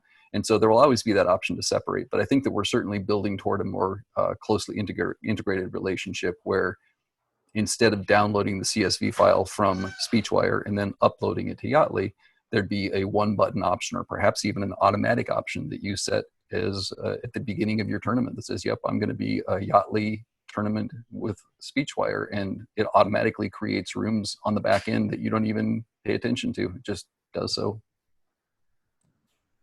All right, this question is from Justin Rudnick. For campuses who are installing Zoom classroom technology into physical classrooms, does Yaatly give users the option to adjust what cameras and microphones are being used? For example, if we plug the computer into the new Zoom tech, could we tell Yaatly to use the camera and microphone built into the Zoom system in the classroom? That's a really good question. So Zoom is now building hardware. Is that what I understand? I mean, that's how naive I am to that question. I don't have the ability to answer it, but apparently Zoom is building hardware. Look, Yaatly uses whatever camera and microphone your computer uses, right? So I'm using the native camera in my Chromebook right now. If I plugged in a USB cam or a USB microphone, that's what Yaatly would depend upon. So if there is some sort of video conferencing hardware that plugs into a computer that enhances your experience, making better quality or higher fidelity connection, as long as it's run through the browser, Yaatly doesn't care. Yaatly only cares what the computer says. Here's where you're getting your video from. Here's where you're getting your microphone from. As long as that's what your browser recognizes, that's what Yaatly will use. Justin clarified he doesn't actually know that yet. It might just be fancy screens with cameras and microphones. Yeah, in our tech guide, we do recommend, like, some people prefer using gaming headsets because they have both the good quality audio as well as a microphone typically to pick up your own speech. Some people like to use webcams. Some people, and this I think is, I mentioned earlier, is the speech community will innovate. I think we're going to face some interesting questions about to what extent will we allow good quality sets and backdrops and lighting and video cameras that will change people's ability to perform well, and is that something that's going to affect competition? So. This question is from Nathan. Could you describe how managing awards would work for, like, calling up finalists, waiting in the wings, etc.? Works much like it would work in a face-to-face auditorium on Yaatly. We've got a big video conferencing room, and you can have one person with their video active, and you can call the competitors down in turn. If you want them to turn their camera on to be recognized and receive applause, they can do that. If you want them to give a little acceptance speech upon receiving their award, oh, can you imagine just for a moment if we gave everybody a chance to give an acceptance speech when they won an award? But you could, right? You could do it that way if you wanted to. But we, again, try to model it as much like the face-to-face experience as possible. Everybody's in one big room. That's the simple answer. All right. There's one more question from John Boyer. Is there a point in which the video is no longer stable due to high user volume in the room? No. Each individual room has a user capacity of 500. And so, you can put 500 people into one of our speech rooms or 500 people into a debate room, and we're limited there. But we're built on, we use Amazon Chime as our video service provider. And their top end is in excess of 100,000. So in terms of tournament size, you can have a pretty big tournament if you want to. All right, that's all the questions in the chat. If anybody wants to ask one live, feel free, or we can turn it back to Trent. I actually have a question for Steve. Let's say that a tournament director overestimates the amount of people that they're going to have. So if they end up with less amount, does the credits just remain on their account, or do they get sort of like a prorated bill at the end? Yeah. The simple answer is you pick your capacity at the outset, and you can go up, but you can't go down. And the reason for that is when you create an event on Yaatly, we reserve that server space for your event. And so that reservation of server space costs us. And so we are unfortunately unable to go down from there. We can go up pretty easily, but once that block of server space has been reserved, then we're on the hook for that. Okay. But a tournament administrator can purchase like an excess amount of credits and use them throughout, right? Absolutely. Your credits are stored on your account before they're used. So I've got 1 million credits on my account right now. That's, of course, the engineer just put those on there so I could demo stuff. But if you buy 20,000 credits, your first tournament uses 4,000 of them, you'll still have 16,000 credits remaining on your account that you can use for later tournaments. And that's that whole notion of volume discount. If you know you're going to have multiple events, if you know you host regular high school tournaments or middle school tournaments and college tournaments, or you're a league and you know that you're going to have 6 or 8 tournaments over the course of a season, you can buy in volume and get that discount. All right, so those questions triggered a few more questions in the chat. So in Yaatly, for the audience, this is from Steve Robertson. Will a speaker see only the judge or competitor, the judge or judges, competitors or spectators? The audience, will they see everything? Yeah, unfortunately, I would love to have them to be able to see the entirety of the audience, including the other competitors and any observers who are in the room. But as you can imagine, you know, if a room accommodates up to 500 people, pretty soon you're not really seeing anything because the video feeds have gotten so small that it's useless. And so what we decided was the most important person's reaction that the competitor needs to see is, of course, the judge or judges. So we gave priority to the judges' video feeds, and at present, you cannot see video feeds from the other competitors until they take the floor. Okay. Or the observers. The observers, you'll never see them as a video presence in your room. All right, this question is from Paul Alday. Does the 500 per room apply to awards auditorium also? It does at present, but that shouldn't by the end of the month. We're going to redo our auditorium. We're actually going to go with a different video service or enhance our video service because we know A, that people need larger auditoriums, and B, they need neat tools like share screen and display slides and whiteboards and stuff like that. So we're actually going with a different video service option exclusively for the auditorium to enhance some of those things. This question is from Nathan Carter. Can we transfer credits to other tournament directors, like those unused credits? Yeah, we think we'll probably have an option for doing that, recognizing that leagues cooperate. For example, we're working with the urban debate leagues across the nation, and they are each independent of each other, but they're also united by the National Association of UDLs. And so they ask that same question, look, if I buy a whole bunch of credits and then end up not being able to use them all, can I transfer them to another UDL?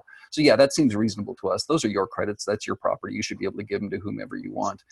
Of course, a little business concern is we don't want people forming syndicates where they're, you know, using their cooperation with a bunch of other programs to get a volume discount and then just distributing those credits for free. But we'll work that out. It's more important to us that users get the experience they want. All right, so those are all the questions that are in the chat right now. And I know that we may be a little over time. I'm not sure, Trent.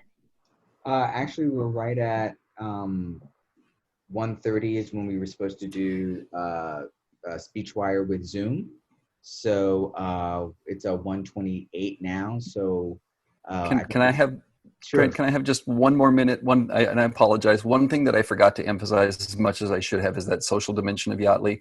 So one of the things that's not currently built is something we're going to call the social hall, where there's going to be an option for users to create their own rooms, either to have video conferences with other individuals at the tournament, for a judge to be set up to do full debriefings of things that they've seen in a debate round or things that they've seen in an IE round.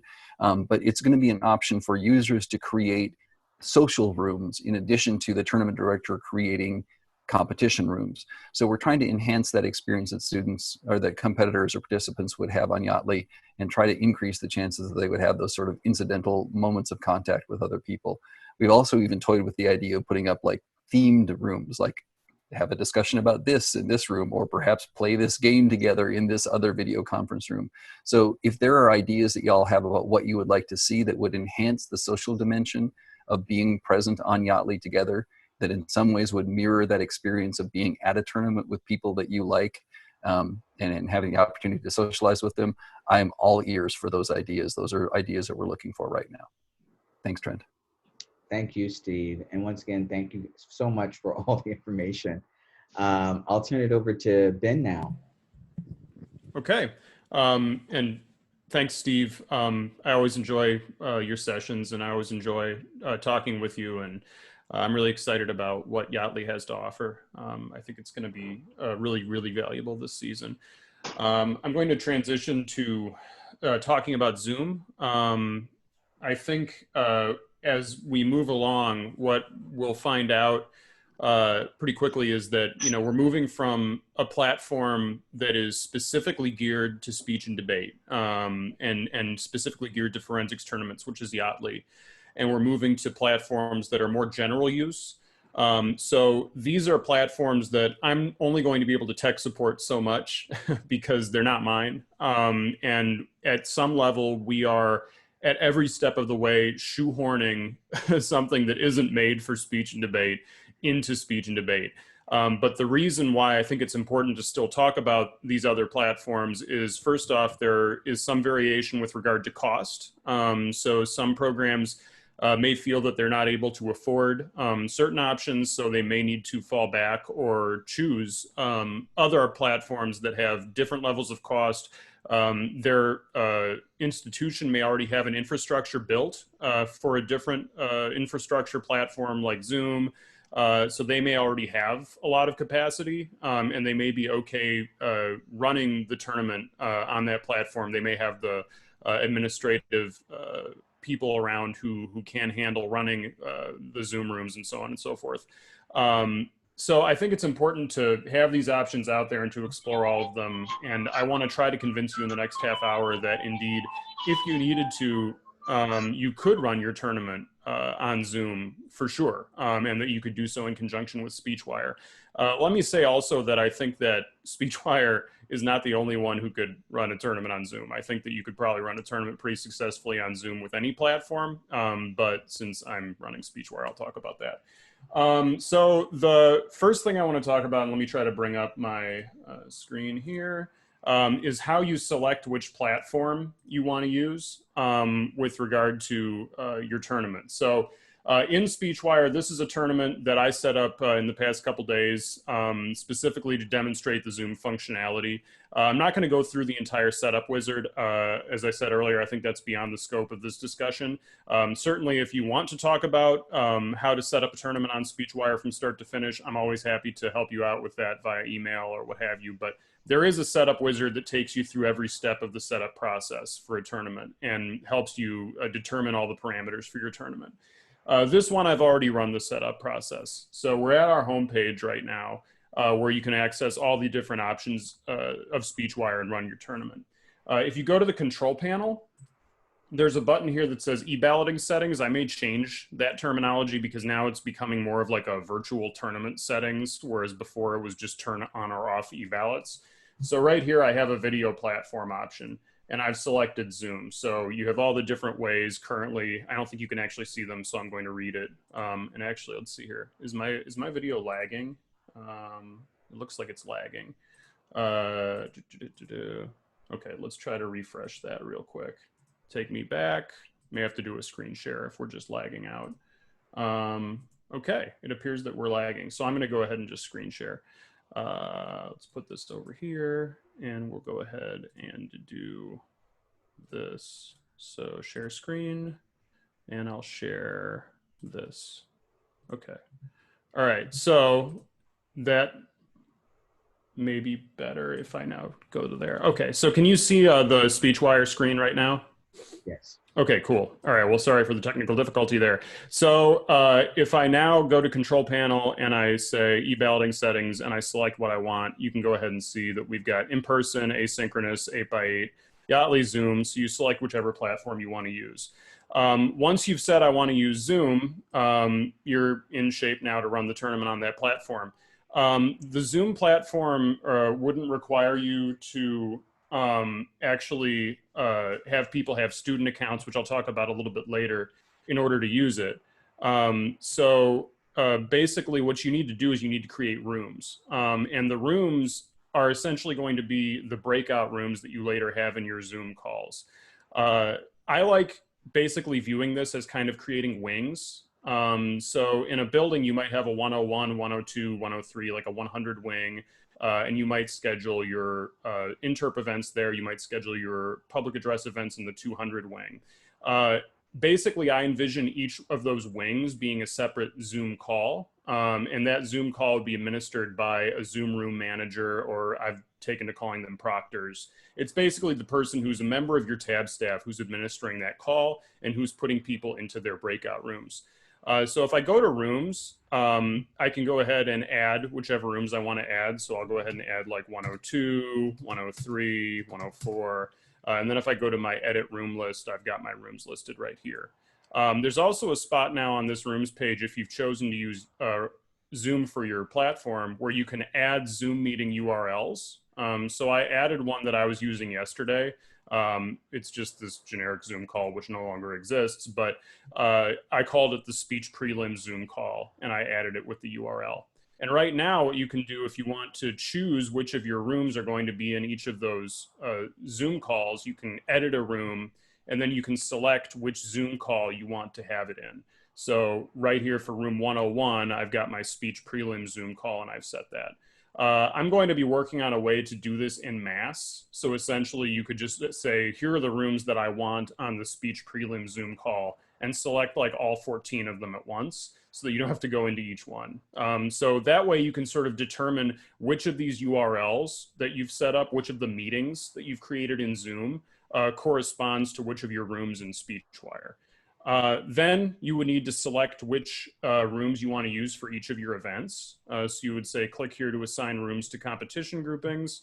I'm just doing DI in this tournament, so I'm going to select DI. And I've already assigned room 101 to DI. I've only got 5 entries, so I'm only going to use the one room. But on this page, you can assign rooms to that event. This is just a normal Speechwire function. You'll find that a lot of these things are just basic normal Speechwire functions, which are just going to be basically running the same way that they would in a normal tournament. But here, they're just also facilitating the use of a different platform.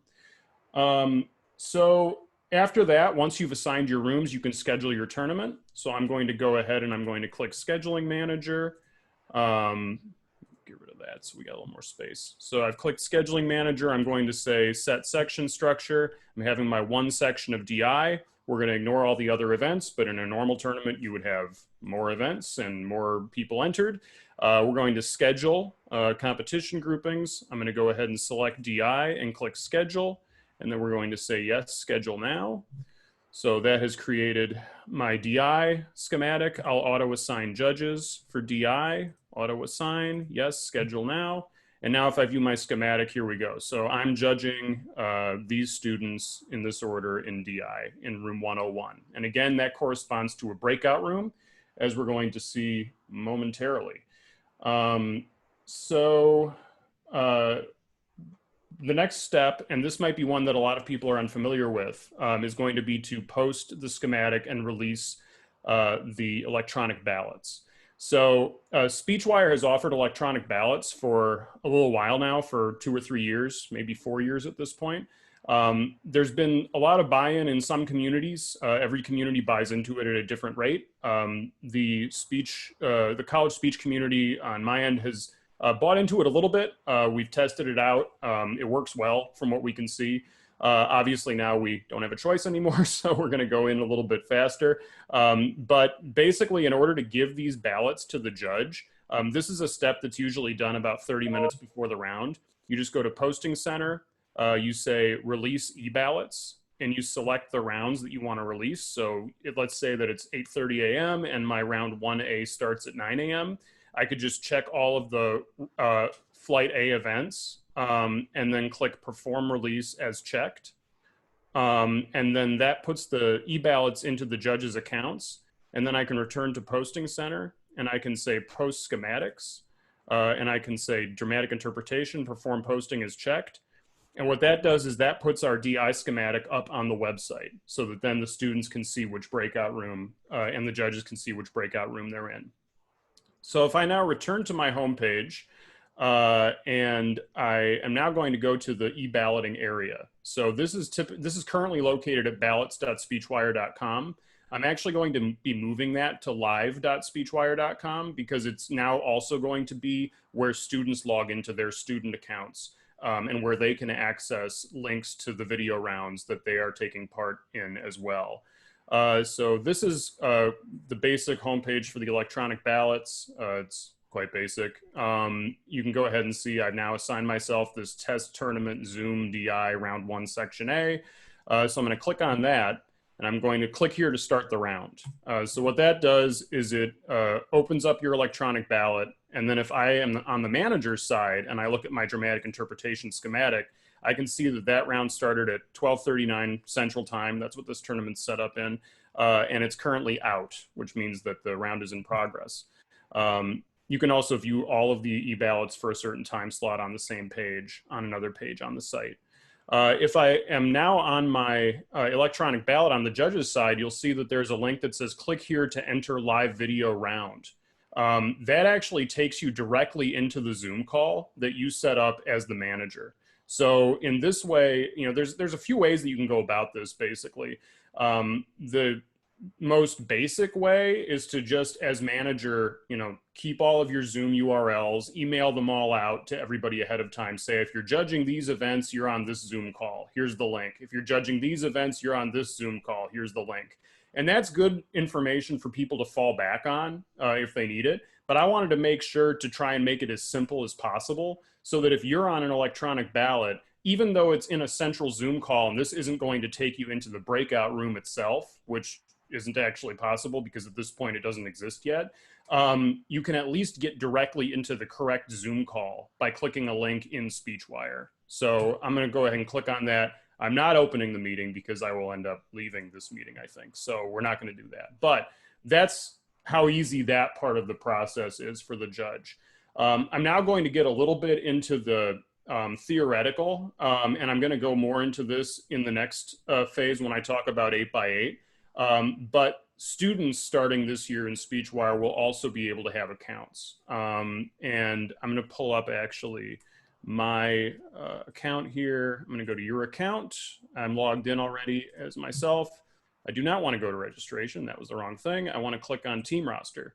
So this is my team roster on my test account. And for those of you who are familiar with Speechwire, you'll notice that there's now a new column here on my team roster. It says student account. For many of these quote unquote students, because they're all fake, it says not activated. For one of them, it says activated. If I click on a student, I now have an email address field where I can put in that student's email address. And I can also do that when I'm adding students. When you put in an email address on Speechwire, it's going to email automatically that student an activation link. And then if they click on that activation link, it's going to let them create an account immediately. So then they'll have access. When they use that, and you also can then monitor, if you put in an email address, but they haven't activated their account yet, it'll say not activated. And then if they have activated it, it'll say activated. So you can see what the status of all those students on your team is.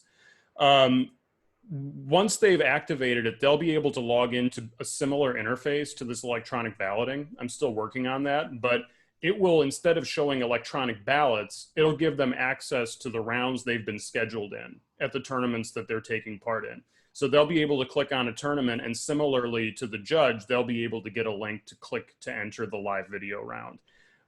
So again, with Zoom, you have a couple of ways to go about it. You know, you can either have them go into the call via a link that you send them, or you can have them enter the call via the Speechwire interface itself. I want to, this is the part where I'm actually, unfortunately, reliant on my system here. So let me see if this will work. Let's see. Okay, well, so far so good. So you can look at my shirt here. I created this earlier. So I want to talk about the Zoom platform itself a little bit. Obviously, again, now we're getting into something that I didn't write. So there's only so much that I can say about it. But I can at least walk you through how you interact with Zoom to manage a speech tournament, because I think that's part of what I'm here to do. I'm not just here to talk about all the parts of Speechwire. So if you're running a Zoom call, and let me back up a little bit. I want to back up just slightly. So the way that this is structured with regard to running a Zoom tournament, at least the way that I've seen it work really well, is you need to think about how many rooms can one person manage if they are the Zoom room manager or if they are the proctor of a call? I've heard numbers like 3 or 4 is the most that someone could manage, but in practice, I have seen it possible for someone to manage more than that. There is, however, a cap on the $15 a month Zoom plan, which is the one that is probably the most efficient to use to run tournaments. There is a cap of 100 participants on a call. And if you want to boost that to 500, which is kind of the next level up, you have to pay for an extra $70 a month in order to do that. So that's probably not going to be super practical. So thus, I think of the way of running a tournament on Zoom in multiples of that $15 a month plan and multiples of 100. So let's say that I have a forensics tournament that has 270 entries. I might need 3 of those $15 a month Zoom plans. So the tournament could buy those, or the tournament could poll people who are on the tabulation staff and see if they already have them, and maybe they could make use of those. Maybe the institution already has Zoom accounts as part of what it gives to its teachers. In that case, the capacity might be well over 100 at that point. So it's all a matter of assessing that and seeing, what that cost is going to be. However, if you're talking about like a 270 entry tournament and you're talking about building in, let's say, an extra $50 into your expenses, I suspect that's probably something that you can find an offset for via entry fees or something like that. It's not a huge cost as long as it's not a massive tournament. But let's say that we're taking that 270 entry tournament, we're splitting it into 3 calls. So we're going to have like 90 participants in each call. Which could be something like 12 rooms or something like that, 12 Zoom rooms in the call. So if we have one call and we're trying to put 12 rooms worth of people, students and judges, into breakout rooms, that might seem like a horrible task because you're going to be cross-referencing the people who are in the room with the schematic, with the breakout rooms, and it just sounds miserable. It sounds like it's going to take a half hour to set up. But there's a strategy that I saw people employ, and I wasn't the one who came up with it. These are other people who are much smarter than me, honestly, but it works really well. You sort of bring the judges and the students onto your team to try and make this process a little bit easier. So here's where I'll go to the actual process of setting this up in Zoom.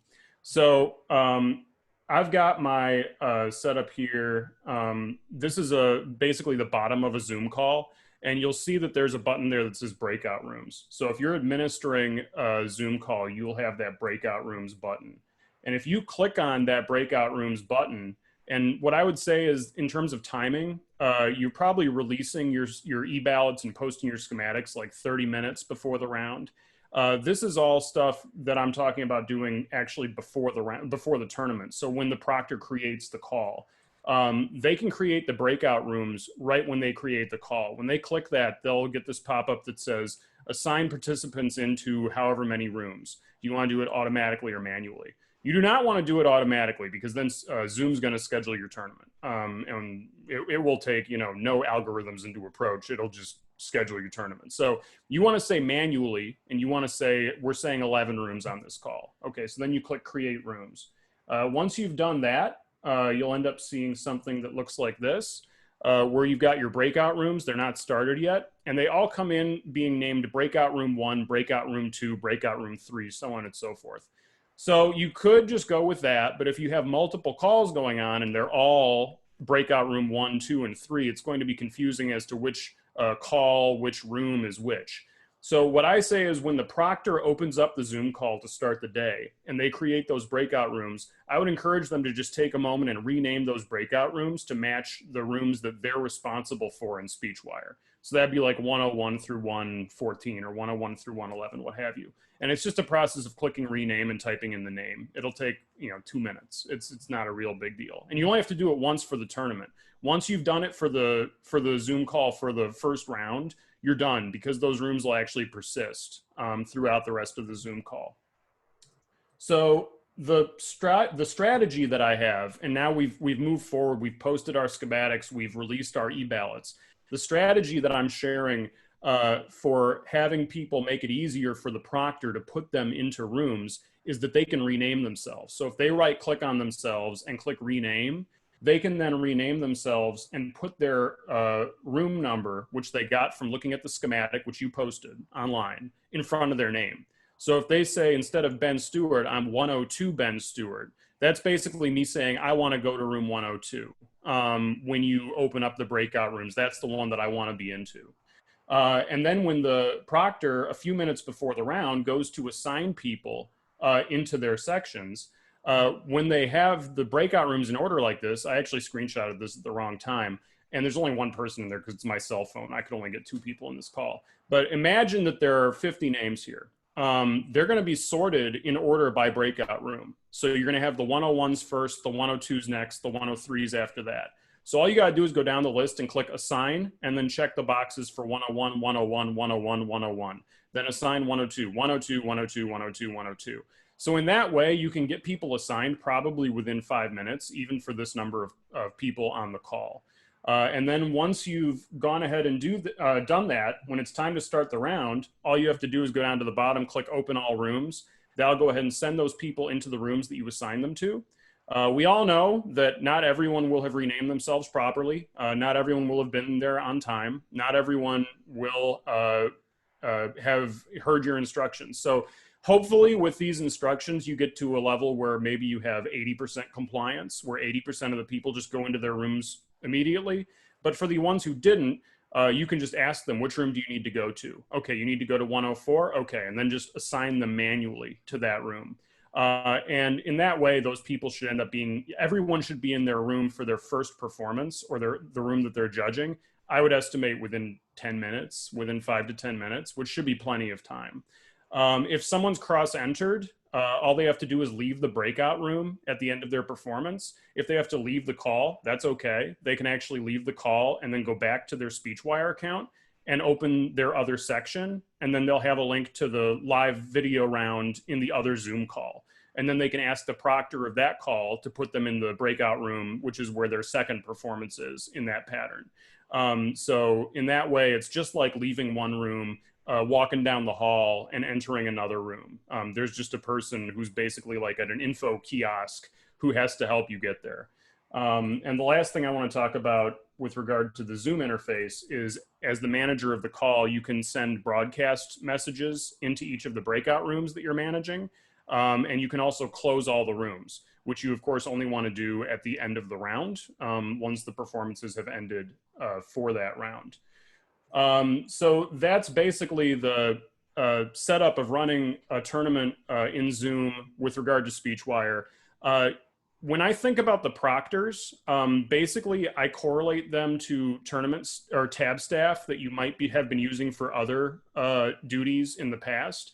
But one of the most important duties now for staff, if you're going to select the Zoom route, is going to be managing those rooms, making sure people are getting where they need to go. So if people become familiar with how to manage breakout rooms on Zoom, it's pretty straightforward, honestly. Once you've done it once, you get pretty quick at it, I think.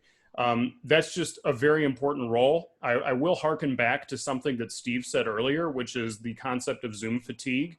We all know it's real. After you stare at me for 2 hours today, you're going to have it. One thing you can think about is maybe swapping out proctors. So, if you think about the past where you may have had 6 people tabbing paper ballots into a computer, maybe you relieve a proctor after a pattern. You have somebody else come in, the current host of the meeting, makes them the host, and they take over proctoring that room for the next pattern, so that the other person can go eat or do something else for a little while and get their eyes off the screen. So I think conceptually that might work. I've used most of the time that I had for this, so I'm going to go ahead and toss it back and see if there are some questions that I can answer. Again, I want to just reiterate that the Zoom platform is what it is. There's not much I can do about its capabilities. So I'll definitely answer any questions I can based on what I know about it. And I can certainly answer Speechwire questions too. All right, so we had one question that's already been answered by someone else in the group, but this other question is from Kelly Roberts. Are there waiting rooms inside of the breakout room so the competitors aren't entering in the middle of another's performance? Yeah, there are not, unfortunately. So this will be a common theme with when I talk about 8x8 also. Uh, I think this is going to be something that we're going to just develop norms for and develop behaviors that work. And I think that students and judges will get used to it, I hope. And we'll also learn etiquette for this type of thing. For instance, don't be playing loud music when you enter a new breakout room because you might disrupt a performance. And I certainly hope that you wouldn't, but it could disrupt someone's enjoyment of that performance. It could disrupt the judge's experience of that performance. I think that people will get used to the way that works as they take part in Zoom tournaments, as they take part in virtual tournaments. But there is no feature for that, unfortunately, in Zoom. Right. I have a question. Yeah. So with cross entry, how does that work as far as the monitor knowing where the next room is going to be that the competitor is going to? Sure. I kind of liken it to the experience of an in-person tournament where basically if I'm going to try to parallel some products that you have in your in-person tournament with what it would be in the virtual setting, at least with regard to Zoom, in an in-person tournament, you might have a dance card as a student that shows you all the rooms that you're going to perform in, at least for prelims. On Speechwire, that would actually correlate to what they see on the live.speechwire.com screen. So it's going to have a link to each of the rooms or each of the rounds that they're performing in. And if they click on that link, they'll then see what the room number is for their breakout room. They'll see a link to the Zoom call. Additionally, at an in-person tournament, you might have paper schematics, which students can refer to. And here in Speechwire, you already have the ability to, sorry, my cat is walking around my feet. You already have the ability to share those schematics online, and anyone can refer to those. So the student can refer to those and they can check their other event and see which breakout room they're scheduled in. So when they arrive in the lobby, which basically is the main Zoom call that the breakout rooms break out of, literally, they can then tell the proctor, hey, I need to go to room 203. The proctor could also open up the schematic, and if the student, for whatever reason, is having trouble reading the schematic and determining where they need to go, the proctor could also check for their name on the posting and then determine which breakout room they need to get into. But really with the data that you'll already have access to as part of your quote unquote dance card, as part of your electronic round list in your student account, you'll already have that information. So you'll be able to use that as a resource when you determine where you need to go. Thank you. I don't see any more questions in the chat. We have about 3 minutes left if people have questions, or we could start our break early. I just had a quick question about the number of does Zoom limit the number of breakout rooms you can have per call? I don't want to get too far out over my skis here, but I will reference what I found a couple months ago when I was researching this, although I feel like it's maybe changed. And I will try to find this answer for you. Initially, what I saw was that the limit on breakout rooms is 200 for a call. However, if the limit on people for a $15 a month plan is 100, then it kind of seems like maybe there's a different limit. That being said, I feel like for Zoom, when they're trying to determine how to monetize their calls, the thing that probably strains their infrastructure is the people, not the breakout rooms. The breakout rooms are just kind of conceptual spaces within Zoom that are created. So I wouldn't be surprised if the limit on breakout rooms is probably not going to be a big issue, and probably might even still be 200 for a call, even though the number of people for a $15 a month call is capped at 100. I'll try to locate that, but as far as I know right now, breakout rooms is not the choke point. It's participants that's the choke point. And keep in mind also, I should have mentioned this, the participants means entries and judges. Those are participants in a Zoom call also. So if you're trying to figure out how many rooms you can support in a single call, you want to think about, each one of those sections for speech being like 7, because you might have 6 students and a judge. And you probably don't want to walk too close up to the 100 person limit, just because if there's any extra people in the room, they would count against that as well. And I'll throw out a negative here, because I'm not the Zoom salesman, so I don't mind throwing out negatives.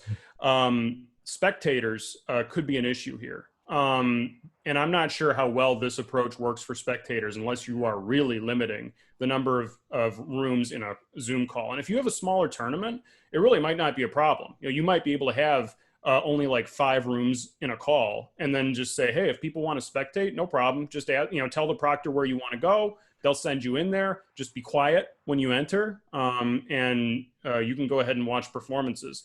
For finals, it could be less of an issue, because in finals, if you're flighted, in each Zoom call, you might only have 1, maybe 2 sections going on during a final round. And in that case now, you could have 30 spectators and it wouldn't be that big of a deal.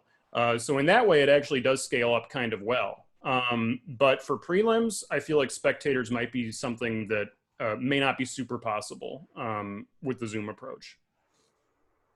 There's one question in the chat, but it's not really a question directed towards it, to Ben or anyone, but it's more of a general thought. And since we do have the new tournament director for NFA on this call too, it might be helpful for it to get it into the universe.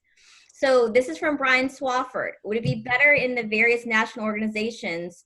Would it be better if the national organizations tried to establish best practices for virtual rounds? Entering, leaving, camera on, off, mic on, off, lighting, etc. Otherwise, if we leave those things up to the individual judge to try and figure out, it creates no real consistency.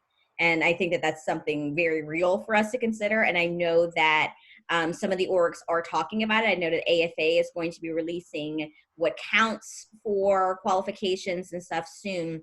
And I know that they've spent some time thinking about maybe even adapting the NSDA rules as far as no extra lighting and, none of the extra fancy stuff to try to create some consistency.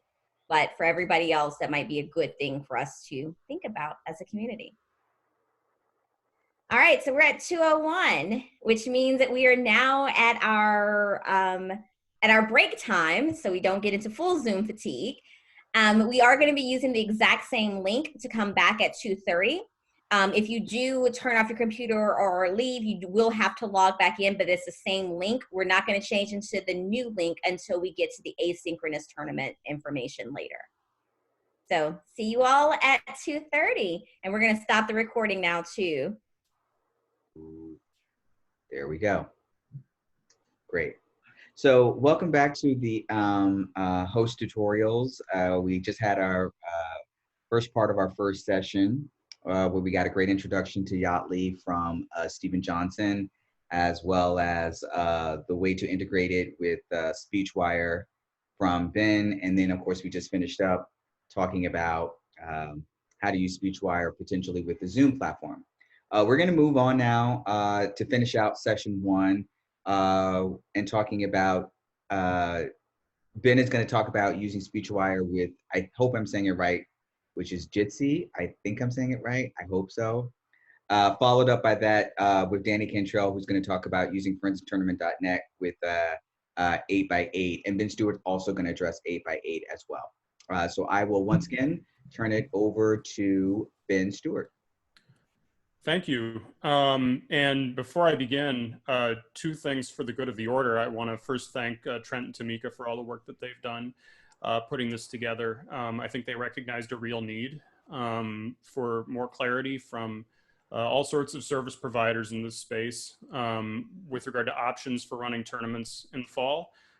We all have different levels of experience with different approaches that we may have done before or that we may be working on now. And I think that this is really a valuable thing that Trent and Tamika have put together. So thank you for doing that. And also, I want to note that although I am scheduled first to talk about 8x8 and Jitsi, I was not the first one to work with it with regard to tournaments. And I have to tip my hat to Danny Cantrell there. Because Danny, much more than I did, discovered this tool as something that I think could be a very valuable avenue as a backstop option for tournaments, and a very cost-efficient one in that it might cost nothing, which is pretty great. So Danny, thank you for the work that you did on this. I haven't looked at the way you implemented this. So I'm not sure that my implementation is going to be similar, different, what have you. But in terms of discovering that this was an option, I didn't discover this. So I just want to acknowledge that. I'm actually going to focus on 8x8 and not Jitsi, and I'm going to explain real quick my understanding of what 8x8 versus Jitsi is. Basically, it's the same thing. Jitsi is an open source implementation of what essentially is the same thing as 8x8 meetings.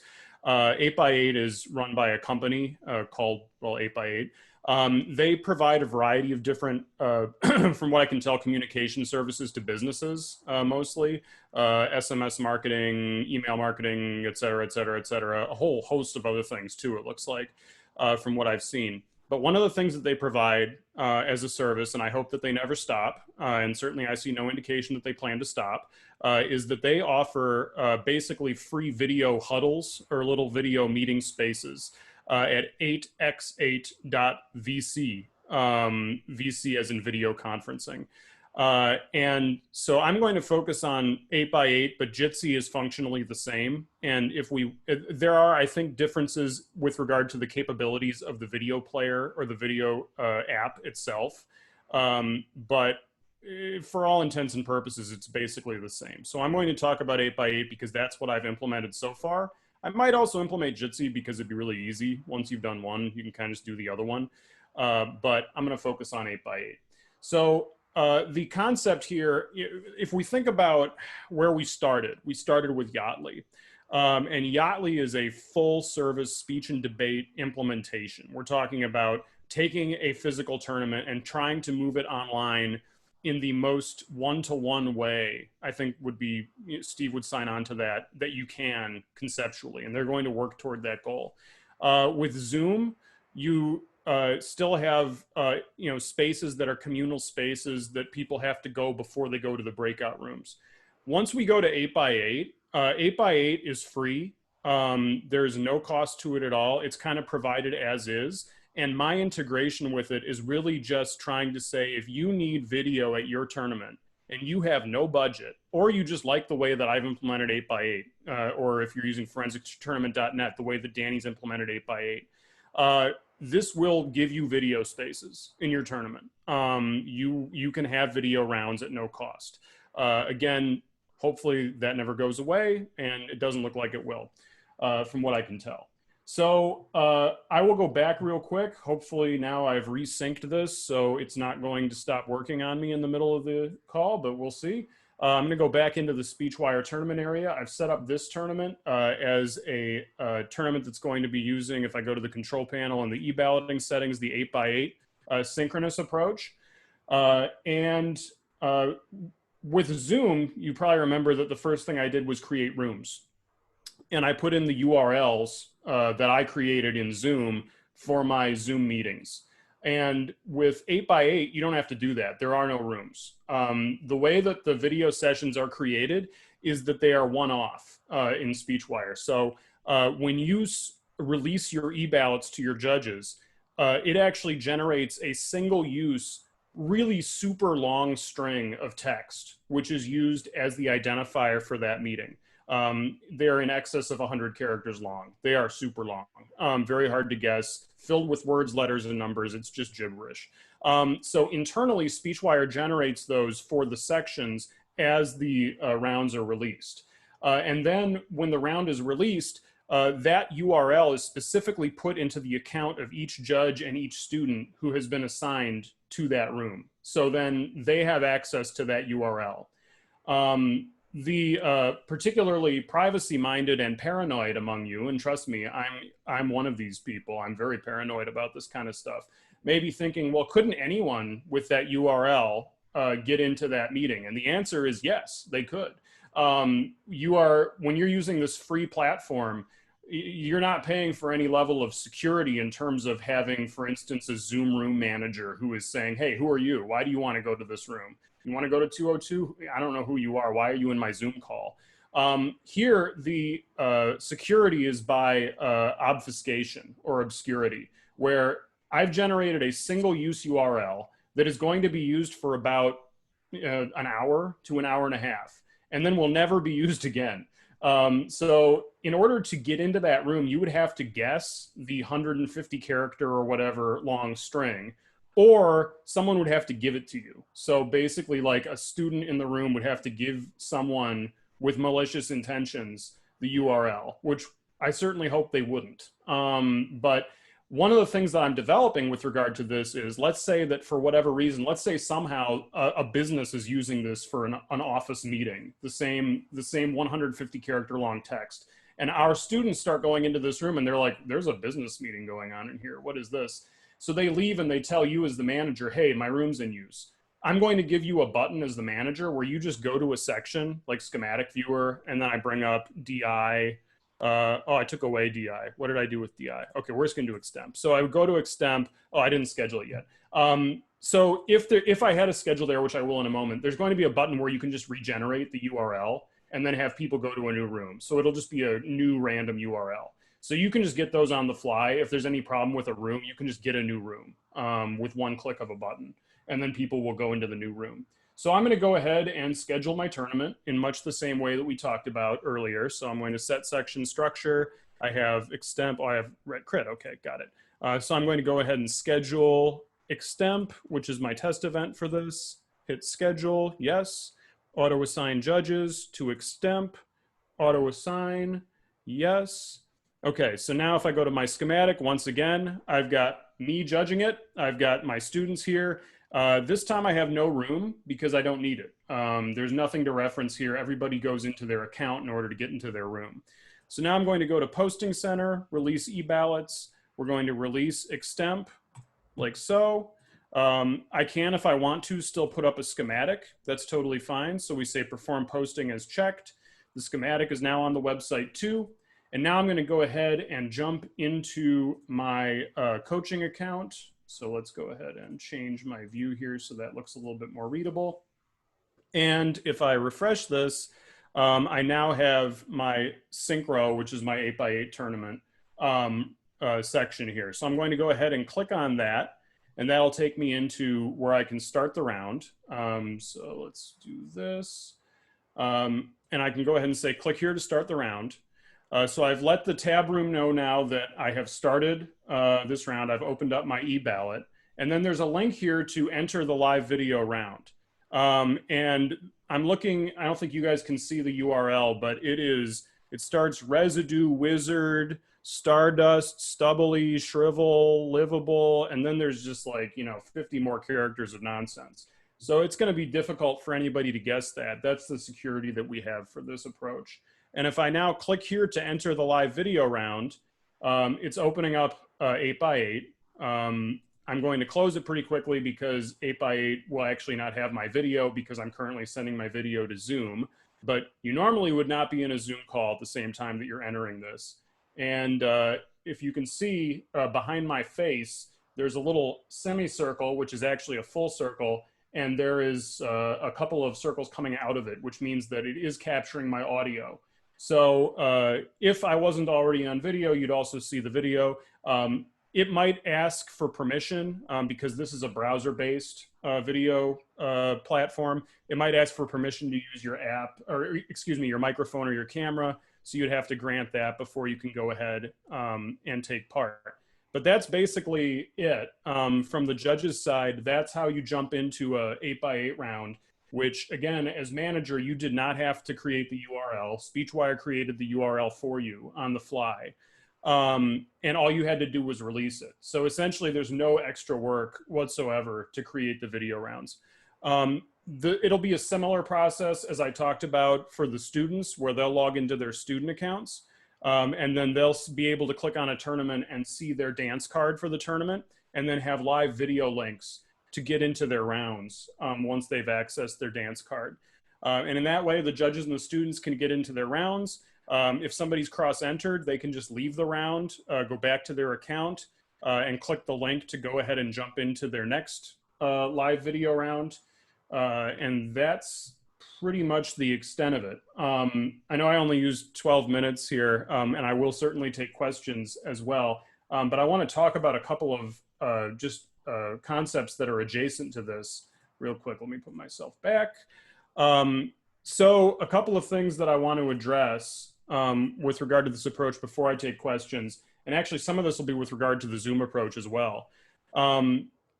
I cannot currently recommend, and I'm probably going to let Danny talk more about this, because here, the difference, other than Danny and I implementing it separately and possibly having very different implementations for 8x8, Danny has run tournaments on it, which I have not. So I'm taking Danny's word that it works well for tournaments. I can't see why it wouldn't. It seems like it would. However, I'm not currently recommending it for spectators yet, because I don't know how it holds up under more than, say, 6 or 7 people in a room. It might work well. We're going to find out when people use it, and I'm going to defer to Danny for more comments on that. But again, this is a free option that basically is, if I don't have the resources to do Zoom, if I don't have the people to run the Zoom rooms that are putting people in breakout rooms, if I don't have the resources to use Yaatly, or if I don't have the resources to use the platform that NSDA comes up with, this is something where maybe you can still have a tournament for no expense above the cost of using your tabulation platform. Let's see here. Okay. Yeah, I'm not sure what the capacity is going to be. Another thing that I want to touch on is the concept of a hybrid tournament, because I think there are going to be situations where you may want to have a hybrid tournament. Yaatly gives to you one platform where everything is together, everything is in one space. I could see situations where you say, we're going to run a tournament that is on 8x8 for the competition rooms, but we have a Zoom call for our extemp prep. So, you send out ahead of time, here's the link to Zoom extemp prep. And then you have the person running extemp prep in there, and they're able to facilitate the extemp prep as they need to on that Zoom call. And then people just leave and go to their Zoom, or excuse me, their 8x8 competition room via their student account in order to actually compete. You could also run all of extemp on Zoom. You could just say, we're actually going to run the Zoom extemp competition breakout rooms, but we're going to run the rest of the events on 8x8. So I'm working to make it so that you can do that. You can define by event which platform you're going to run on. So you as the manager can say, I want to run extemp on Zoom. I want to run everything else on 8x8. That's something that I'm trying to build into as well. It seems to me, as I was watching Steve's presentation, that homerooms for teams are something that I could relatively easily build in with 8x8 just as an option, because they are free. So I'm looking at building in those homerooms as well. I think that'll be a great addition. And I saw some mention earlier about the idea of an impromptu waiting room, where you could have students wait before they go in and compete. I could certainly envision putting an extra link on the e-ballot for impromptu for a judge, and also putting an extra link for the students on their dance card if they have impromptu. The first one would be enter waiting room, and then the second one would be enter live performance room. And the judge could even actually jump back and forth between them, because those URLs wouldn't change. So they could go into the waiting room, wait for the first student to arrive, say, okay, let's go over to the performance room. And then both enter the performance room, do the performance, leave the performance room. The student goes and does their thing because they're done at this point. And the judge then goes back to the waiting room and says, okay, are you the next speaker? All right, let's go to the performance room. And then you just jump into the performance room from there. So I think that would 100% work as well. Is it a little wonky, a little inelegant, perhaps, but is it workable? Does it make sense, essentially, from a conceptual idea of I'm walking into the waiting room, seeing who's in the waiting room, and now instructing them to come with me to the performance room? I think it does make conceptual sense. I also saw a question that I think was answered earlier about awards. I think John Boyer got to that with essentially the same answer that I'm going to give. But I think 8x8 is not going to be a good option for awards. I could be wrong, but I sense that the video might chug a little bit with a whole ton of people in there, even though there's no conceptual limit to the number of people, or if there is, it's a very big one who can be on an 8x8 call. I've read online that with Jitsi and 8x8, once you get beyond like 10 to 15 to 20 people, it starts to get a little choppy. People might be able to turn off their video, which might help. But I would reiterate what John said in the chat, which is to explore some options like Facebook Live or like a YouTube broadcast, which you could send out to people and say, this is where we're going to do our awards assembly if you'd like to join us later. And then ask them to join on there. Now, it would require, all of these approaches that aren't Yaatly, to me, require a little bit more learning and a little bit more exposure to different platforms and new platforms for the manager. So the manager at this point would need to learn how to do a YouTube stream or how to do a Facebook Live broadcast. But I think probably that's within reach of all of us. And if that's something that you choose to employ at your tournament, that might be a solution to the issue. I could also see even a circumstance, thinking a little bit further about the hybrid approach, if you chose to embrace it, of saying that our prelims, because we need all sorts of different rooms, will be on 8x8, but then we're going to try and have our finals as part of maybe 2 different Zoom calls with some breakout rooms so that we can let some more spectators in and let some more people watch those final rounds. Because, again, if you're only running, if you're running flighted, maybe you're only running 3 different breakout rooms on a call in Zoom at a time in a final round. So you maybe only need 2 different Zoom calls at the $15 a month plan. And at that point, you could have up to 33 ostensibly people watching each of your finals, including the competitors, including the judges, which does give you a little bit more capacity for that. So I've sort of piggybacked on my 8x8 presentation with a little bit of a discussion of how you might use multiple platforms together. But I did sort of want to just show that in practice, the 8x8 video approach with regard to running your tournament on Speechwire it adds almost nothing to running the tournament on Speechwire. It's literally doing the work in the background and generating those video rounds on the fly. So you basically just have to release your e-ballots and the round should just go. And in this way, it shouldn't require any additional staff necessarily to run it. You still might, and I should mention also that, of course, as the manager, I'm going to give you full access to links for every one of these competition rooms. So if you hear that there's something weird going on in one of them, you on the manager's side can go into a section and click a link to enter the room so you can go see what's happening in that room. Obviously, that will be something that I want to make available to you as a manager. So I think that's about all that I wanted to address there. I think I'd like to pause for questions here. And actually, Danny's on the call here too, and Danny admittedly definitely has more experience actually running a tournament on 8x8 and Jitsi than I do.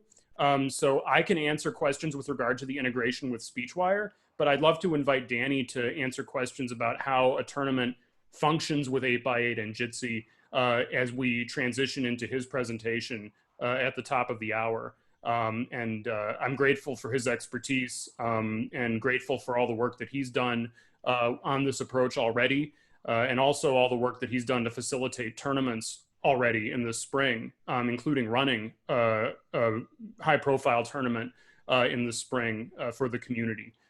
So, Danny, if there's anything you'd like to jump in on with regard to this, that'd be great, and I'll throw it back to Tamika and Trent. The only thing I could add is a little bit more about the Jitsi and 8x8. So Jitsi is, like Ben said, a free open source video conferencing software that 8x8 purchased. So technically 8x8 owns Jitsi, but they've quote unquote promised to leave it open source and to leave it free. And exactly like Ben said, their 8x8.vc is sort of their free service to advertise the product, and then they use that to try to get customers for the rest of it. And so that sort of gives some background. I originally started trying to run a Jitsi server myself and found that was way over my head and the cost was really expensive. And then we also found that the meet.jit.c URL was less stable. We would have video calls crash after about 45, 50 minutes, and if there was too many people. That might have been because it was early March and the whole world was going online at the same time and using this free Jitsi service. But the 8x8 we've had much more stability with, and we've had our 8x8/tab room open for 14 hours with the tab room hanging out in there. And so we've had a lot of success with 8x8. I think there's a benefit to as well. Again, like Ben said, it's mostly for businesses services, but since our tournament's on the weekend, I think most businesses aren't using it. And so all of their bandwidth and everything is available for our tournaments. And I'll talk more about that in my presentation. There does seem to be a question from John Boyer, I think, where it says, does 8x8 seem to have better call quality than Jitsi? As an enterprise solution, does it have more available bandwidth? Yeah, that's what we found. Again, I think Jitsi has gotten better. We use it for my church meetings, and I found it works fine now. I think back in early March when we all sort of rushed online, they were overwhelmed. But again, it's a free open source platform, whereas 8x8 is, I think like John said in the comments, an enterprise business trying to advertise for companies. And so we've had great success with 8x8. At least at the beginning, Jitsi was crashing after a while. And I'll jump on that too a little bit. In doing research when I was trying to educate myself on these offerings and where they come from and what the options are, I also looked at the possibility of installing it on my own servers or my own virtual machines. And I quickly decided that is not a role I want to get into. I want to focus on the tournament administration and leave the video part of it to others, just because the footprint that you get when you start video streaming is huge, and the cost is fairly great. And, you know, I think that also, I don't want to speak for Yaatly, but I think that factors into, you know, some of the pricing for Yaatly too, is if you're paying for the provision of those video services, you know, the huge upside to that is you have control over the provision of those video services. And if you're working with Yaatly, you know, you're paying someone to do that. If you're using the 8x8 solution, you are assuming that those video services that you're leveraging will remain available. And like Danny said, you know, in my research, I happened upon blog posts, forum posts by the gentleman who appears to be one of the designers of Jitsi, or one of the people who is maintaining Jitsi. And he has indicated that geographically it's dispersed. There are a lot of servers all over the world that process this video and that provide recursion and multiple layers of teeth, if you will, for providing the service. And I assume that's also the case with 8x8. So it's not like it's just like, oh, we're using 8x8. It's one box sitting somewhere in a basement and we just hope it doesn't go down. It is a corporate tool that is geographically distributed around the world from what I can tell. So it seems to be pretty stable. Okay. All right. Actually, I had another question. This actually goes back a little bit, and this is actually I had a question for Steve Johnson that I forgot to ask. In terms of for the pricing for Yaatly, for Speechwire, whenever we use the services, Ben gives us a bill, and I don't know what everybody else does, but like I submit that bill to our business office, they cut a check, and then we mail the check to Ben. I was just wondering, will we have something similar like that? Should we choose to use the Yaatly service, Steve? Will we have that option to, once we know how many credits we want to purchase, will we be able to like sort of generate some sort of bill or invoice so that we can have that paid to our from our budget? Well, yes and no. We do use Stripe, which is a credit card processing server, to handle our payments. So that means we're set up to take credit cards. We're not set up to take checks. That's the kind of no part of it. You need a credit card at the point of purchase in order to get access to your credits. The yes part of it is you can always get to that point where you price out and get a record for or get a display of what your credit needs are going to be and what the price for those credits is going to be, which is effectively an invoice that you could then submit and get authorization for using a pro card, for example, or a credit card to make that purchase. So if you require pre-approval, there is a way to get a document that says, this is how much we need to spend in order to host our tournament. But once you actually make that purchase, it does require a credit card, a pro card of some sort.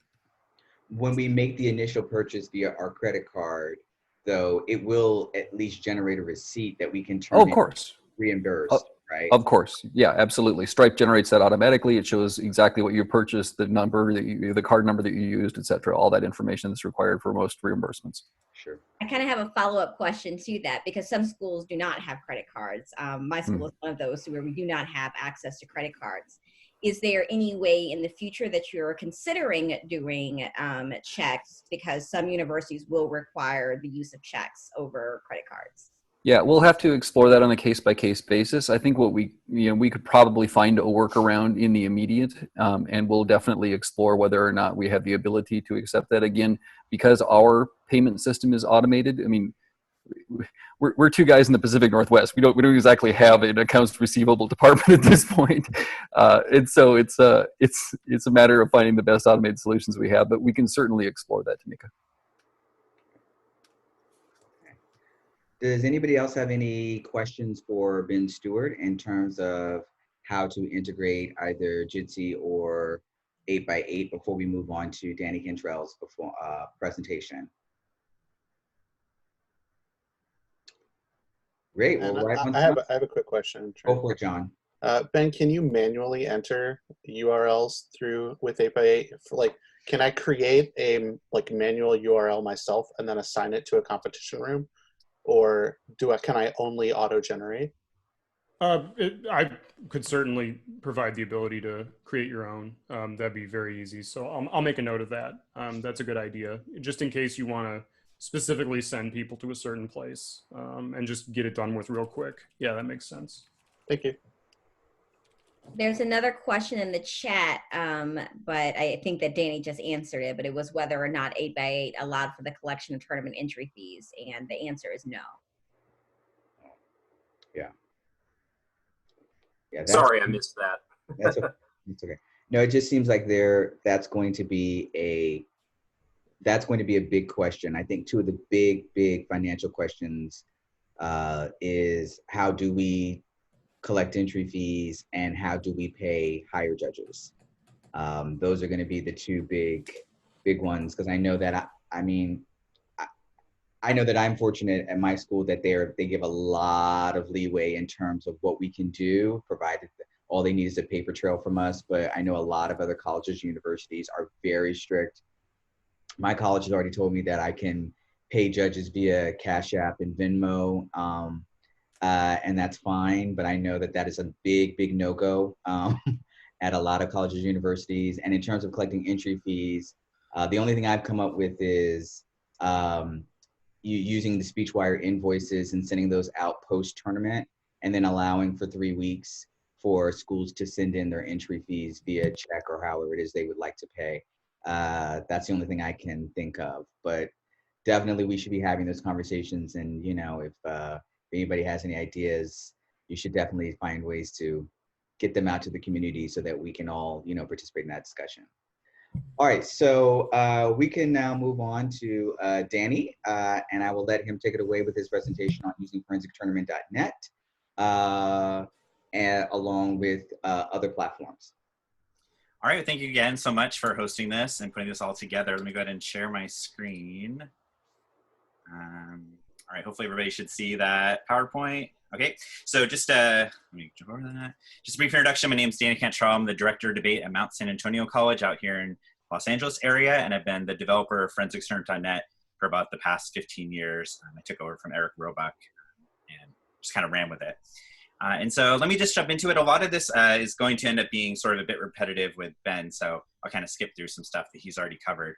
But sort of my guiding principle in all of this was the ease of use for directors, coaches, students, and judges. So we evaluated a lot of different platforms and tried to find the one that was the most frictionless and settled on 8x8. And I guess I could say that my website's a bit more, in software terms, it's called opinionated, where it just kind of says, here's how you're going to do it. And there's less options. But certainly you can use ForensicsTournament.net and then the Zoom model, things like that. But mostly it's set up for 8x8 if you're going to do online stuff. I like this quote about sort of how I try to program and strive for two things in design: simplicity and clarity. I found some people talked about best practices guides and things like that. I found nobody ever reads them. And especially maybe 75% of people read them or 10% of people read them. And so sort of the overarching goal was to try to make it so you don't have to read anything and you can still do the tournament. And so that sort of maybe helps a little bit understand where I'm coming from by just doing 8x8 and just sort of presenting it as the solution. So talk about the setup, how e-postings works, e-ballots works, how awards have worked so far. I'm still trying to work on that this summer, and then some success we've had in the spring. And so in terms of setup, you will have to do some tournament setup changes. A few settings need to be updated to enable e-postings and e-ballots. And then there's the email and text information. I talked about this a bit at the NDC conference, but I just wanted to go over it again for anyone who wasn't able to watch that presentation. And so tournament directors, they're just a few quick settings. So if you go under Setup, tab Settings, there's a whole new section for tournament settings. And for the tournament type, there's the traditional tournament, face-to-face, a tournament that's traditional but using e-ballots, and then a tournament that's fully online. So you want to be able to set that as online, so that way some of those features get unlocked that you can run your tournament online. In terms of ballots, you'd want to make sure you set up to use e-ballots. There is a way that you can send the coaches copies of all of the e-ballots, so they would have a copy of that. We found that sometimes solves solutions faster if the coaches had copies of everything. So you can send a copy to each coach saying, here's all the round 1 ballots for your judges. And then they have the URLs for the e-ballots and things like that. Sometimes that makes it a little bit faster. Originally, I created a system where e-ballots get pushed automatically after 5 minutes. So if you hadn't picked up the ballot, it would automatically get pushed to a new judge after 5 minutes. We found that didn't quite work as we wanted it to. So that's off by default. But my ultimate goal here is that like you just push go and the tournament runs and you don't have to do anything after that. So that's sort of getting closer to that. It's been real interesting running these online tournaments. The amount of work Tab does has just gone way down, which is kind of nice. And it's really not that far from just sort of running itself because the program knows when all the ballots are in and compare the next round. So that's sort of the long-term goal if I have time for that. And then there's also an option to send the all clear message automatically for ballots. So once all e-ballots have been picked up, all the standby judges would get a notice saying, you're off, enjoy your round, go use the bathroom or something like that. In terms of email, this kind of goes along with nobody ever reads. A lot of the emails come from no reply at ForensicsTournament, to which many people reply and send messages, which still does come to me. I still get those. But obviously that's not helpful for your tournament if I'm getting the replies from judges and students asking questions. So you can set here your email address so you get all the replies to postings and e-ballots that people send back. There is a solution for a help room I'll talk about in a little while that works much better than that. But throughout the tournament, I would get a couple of emails to this. And it was no problem because I was running the tournament so I could answer it. But obviously, if you're using it, you don't want the emails being sent to me. In terms of postings, you'd want to make sure to set up e-postings. Also, you can set the coach e-postings email so that the coach gets a copy of all the students' postings sent to them automatically, which again can kind of help solve problems faster. So if your student doesn't get the email or can't figure out what to do, you can quickly share with them the 8x8 URL that they should go to. And then you can also make the postings public as soon as you send out the e-postings automatically. Although it's sort of not as important anymore because with this system, the students are getting their postings emailed direct or texted to them directly. So there's almost no need to go to a public postings page or anything like that. And then the video, again, you'd want to make sure you're using the live video rooms. There's a settings where you can set the help room name. One of the best practices we developed this spring was that there should be a help room that students, coaches, judges can visit to get technical assistance or answer questions. Kind of serves like the ballot table where anyone can just go up and ask a question. And if you set what that is, normally what we did is we sort of used the tournament shortcut, right? So for the National Online Forensics Festival, we did NOFF help room. And if you set that there, then the postings and ballots will all include a link to the help room right on there. And so the tournament finds the easy way to click over to the help room. We also emailed out ahead of time, had a link on the main site, and we had staff, I'll talk about this later, but we had staff there the whole tournament who were very experienced with 8x8, with ForensicsTournament, and were able to answer questions very quickly. If they weren't able to answer the questions, then we would send the person over to the tab video conference room, and then we could deal with that. Or one of us in tab jumped over to the help room to answer the question. And then there's a YouTube awards video key. I'll talk about this later, but if you set up a live stream from 8x8 to YouTube, if you take the URL, I bolded that section over here, the VKE 2D, whatever, and put that in right there, then you can quickly send an awards email that will have the link to watch the YouTube streaming from 8x8 to YouTube. So those are some of the settings that need to be done ahead of time to sort of enable a lot of these features. In terms of best practices, like I mentioned, the help room was very helpful for the tournament to run efficiently. And again, like Ben was mentioning, and I think John was mentioning in the chat, the way 8x8 works is if you do 8x8.vc/ whatever you want, it creates a video room that anybody can then enter. And so we just entered NOF help, you could enter PSCFA help, Grossmont help, whatever it is you want to enter, and that's now a video room. You share that URL, people can jump into it. And so that was a very good best practices. We also created competitor and judge guides. They're available on ForensicsTournament.net. Nobody read them, you know, especially the people who have trouble with computers never read them, apparently. And I'll just let you know, it gets easier. The Southern California Junior Forensics League ran about 10 tournaments online using ForensicsTournament.net. And the first two, they were real hard. Lots of problems, lots of emails, lots of questions. By about the 5th or 6th one, people got it, right? It's much easier. It gets better. And I think sort of like teaching online, like this summer, my classes are much easier because I've now taught online. I think it's the same thing with tournaments. Expect those season opener tournaments. You're going to have a lot of fun. But if you're hosting in November, December, it's going to be a lot easier. Internet speed is really the key. It's the one thing. People were asking about 8x8 and slowing down. If you have fast internet, it works fine with 50 people in the room. You're having a great experience. If you have a 1 megabyte internet speed, it could be just 2 people in the room and it's going to be horrible. And so, you know, that really is sort of what you have to deal with ahead of time. One of the nice things about 8x8, and most software has this, where you can call in via the phone. And that was really, I think I talked about this before, but that was really the key moment where I said, okay, we're going to go with this. Because if you don't have high-speed internet access, you can still call in by a 1-800 number, enter a PIN, and then at least you can share your message, your debate speech, your informative via audio. Even without video, you at least still get to participate. One of the things we implemented recently at the National Online Junior Forensics Championship was a standby judge room, and this helped immensely. So again, we just created a 8x8.vc/NOF standby judges. And if you were on the standby judge list, we asked you to go hang out in that room until you were released. And again, it sort of simulates the ballot room, where if you have a ballot to push, as I'll talk about later, you can kind of say, you jump over into the standby room and say, Trent Webb, are you here? He would say, yes, I'm here. Okay, I'm about to push you a ballot. Push it to Trent, and then that way Trent knows a ballot is on the way.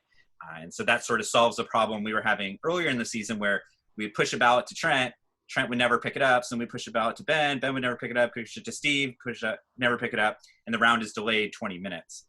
And so that really helped with the most recent tournament. And then lastly is just communication. You really want to have a wide variety of communication platforms available and people who are able to answer emails quickly. The help room is really the biggest solution that worked well. In terms of coaches, the big thing that coaches have to do for setup is entering their students' emails and phone numbers. And so if you go to your school's student roster, we'll pull up a page that looks like this. And then for each student, you just need to make sure you have their email and or phone. Either one that you want is fine. And if you just click on a student's name, it will take you to edit their information. And then you can go ahead and enter their email address, their phone number. And one of the most important things is then their posting preference. Do they want postings via email? Do they want them via text? And once that's updated, it will automatically send that student their posting information via email or text. I think Ben was talking about, and I think tabroom.com as well uses like student accounts or judge accounts. ForensicsTournament.net avoided that. You don't need it. You just enter the information here, and then we'll email that student or text that student the URL that they need to go to. So that's to me one difference about the implementation. Again, you can also edit all the students at once. If you want to quickly enter all the emails, all the phone numbers, all the preferences, there's a page to do that all at once. I think this will be less of a problem going forward when we're online from the beginning of the season, but it was sort of an issue in the spring when people hadn't been doing this all fall. and now they had to in the spring. People would forget, people wouldn't do it. But it would just be something you'd want to have in your student or your tournament invitation, that coaches should be doing this, entering the emails and phone numbers and posting preferences. And then the verification is an important step as well. It makes sure that you entered their information correctly on the website. It also helps ensure that ForensicsTournament can communicate with that email address or that cell phone number. And so you'll see that the first line, Garrett Morgan, has the green checks, which means they are verified. So they've had a verification message sent to them, they clicked on it, and we know that my website can talk to them by email or text. And that you can just click on those green buttons or the verified contact information link, and that will send it out to everybody on your roster who's not already verified. The verification looks like, or you click those buttons, looks like this. So if you get this email from ForensicsTournament, you're receiving this email as a test, please click this button. At the time I took the screenshot, it was 60 minutes. I don't know why I said it's 60 minutes. Now it's like 12 hours or something like that. But they click on that link and it lets me know that you've entered it correctly, and we can send it out securely. The text kind of looks like that, same thing. You're receiving this text competitor posting message. Please click that link. That will verify their posting. The judge roster is in the exact same logic. If you just go to your school and judge roster, you would enter the email, phone, and ballot preference for your judges if they want their ballots by email or text. And then the same verification system, everything like that. As a tournament director, you can quickly see what preferences everybody has and if they're verified or not. If you go under contact and then verify email text, it will bring up a page that looks like this. The first set of boxes, the green ones, are the good to go. They've had either verified their text or verified their email. You'll notice throughout this, the tournament director does not have access to the emails or texts of any of the students or judges. We thought that's for a good privacy check to make sure people aren't getting phone numbers or emails that they shouldn't have access to. And then anybody who's unverified, so their coaches have entered a cell phone number, an email address, and set up their posting preference to text or email, but they haven't sent the verification link, or those people haven't verified, haven't clicked on it, and you can just click that test button to send it out to the whole tournament who's not verified yet. And then this gray box is sort of the danger. These are people who still have their posting or ballot preferences set to paper, and nothing will be generated, no e-postings or e-ballots for any of these people. And this is sort of was the way e-ballots was originally envisioned as a hybrid tournament, where some people would want e-ballots, some people would want printed ballots. And so anybody with paper will still generate a paper ballot for them. So if you're at a tournament where some people want e-ballots, some people want paper, that would still work if we ever go back to face-to-face. In terms of tab, the tab can update the email or phone for the competitors or judges. You would just go to entries, competitors, or entries, judges. And then the page will look something like this, where it has the student name, code, and then their phone and email. Like I mentioned, it's not listed here for privacy reasons, so anyone in tab can't get somebody's phone number or email. But the green check means that it has been entered and has been verified. And if, say, a coach says, oh, I need to update the email for the student, you can go ahead and type it in there, click update, and it will update on the roster, but then it won't be shown. So that's just for privacy. So then the key takeaway, you just need to set your tournament type to online. Posting preferences need to be updated to either email or text in order for the postings and ballots to be sent out. And then again, sort of same thing that Ben was mentioning, online is built on top of the existing website, starting in March. And so all the regular features are still available, everything as normal. It's just, here's an additional way that you can send out postings and ballots, which actually makes it pretty easy, I hope. And so for e-postings, the competition rooms, they're, again, like Ben mentioned, I'll kind of go through this since he already covered a lot of this. They're automatically generated to use the 8x8 video conferencing software. And then sending it to students, you just have to click a button. That's it, and you're done. And so for competition rooms, again, you don't have to type in any room names ahead of time. It's really nice. And as explained, anything after the slash in the URL, 8x8.bc/room name, is the competition room. And just like Speechwire, ForensicsTournament creates these for you. I only went with 32 characters. I thought that was enough, but maybe I'll up it if you want. Part of that idea was for the text messages. I didn't want to go above that 140 characters. But it's a 32 character random key. So you can see there, hopefully you can see that. It's like E01D, B3, E89, right? And that sort of helped protect against Zoom bombing as well. And just like with Speechwire, this is on a per section basis. So round 1, section 1 of impromptu has a 32 character key. Round 1, section 2 has a different 32 character key. Round 2 would then have different 32 character keys as well. So these are only live for about an hour that they're being used.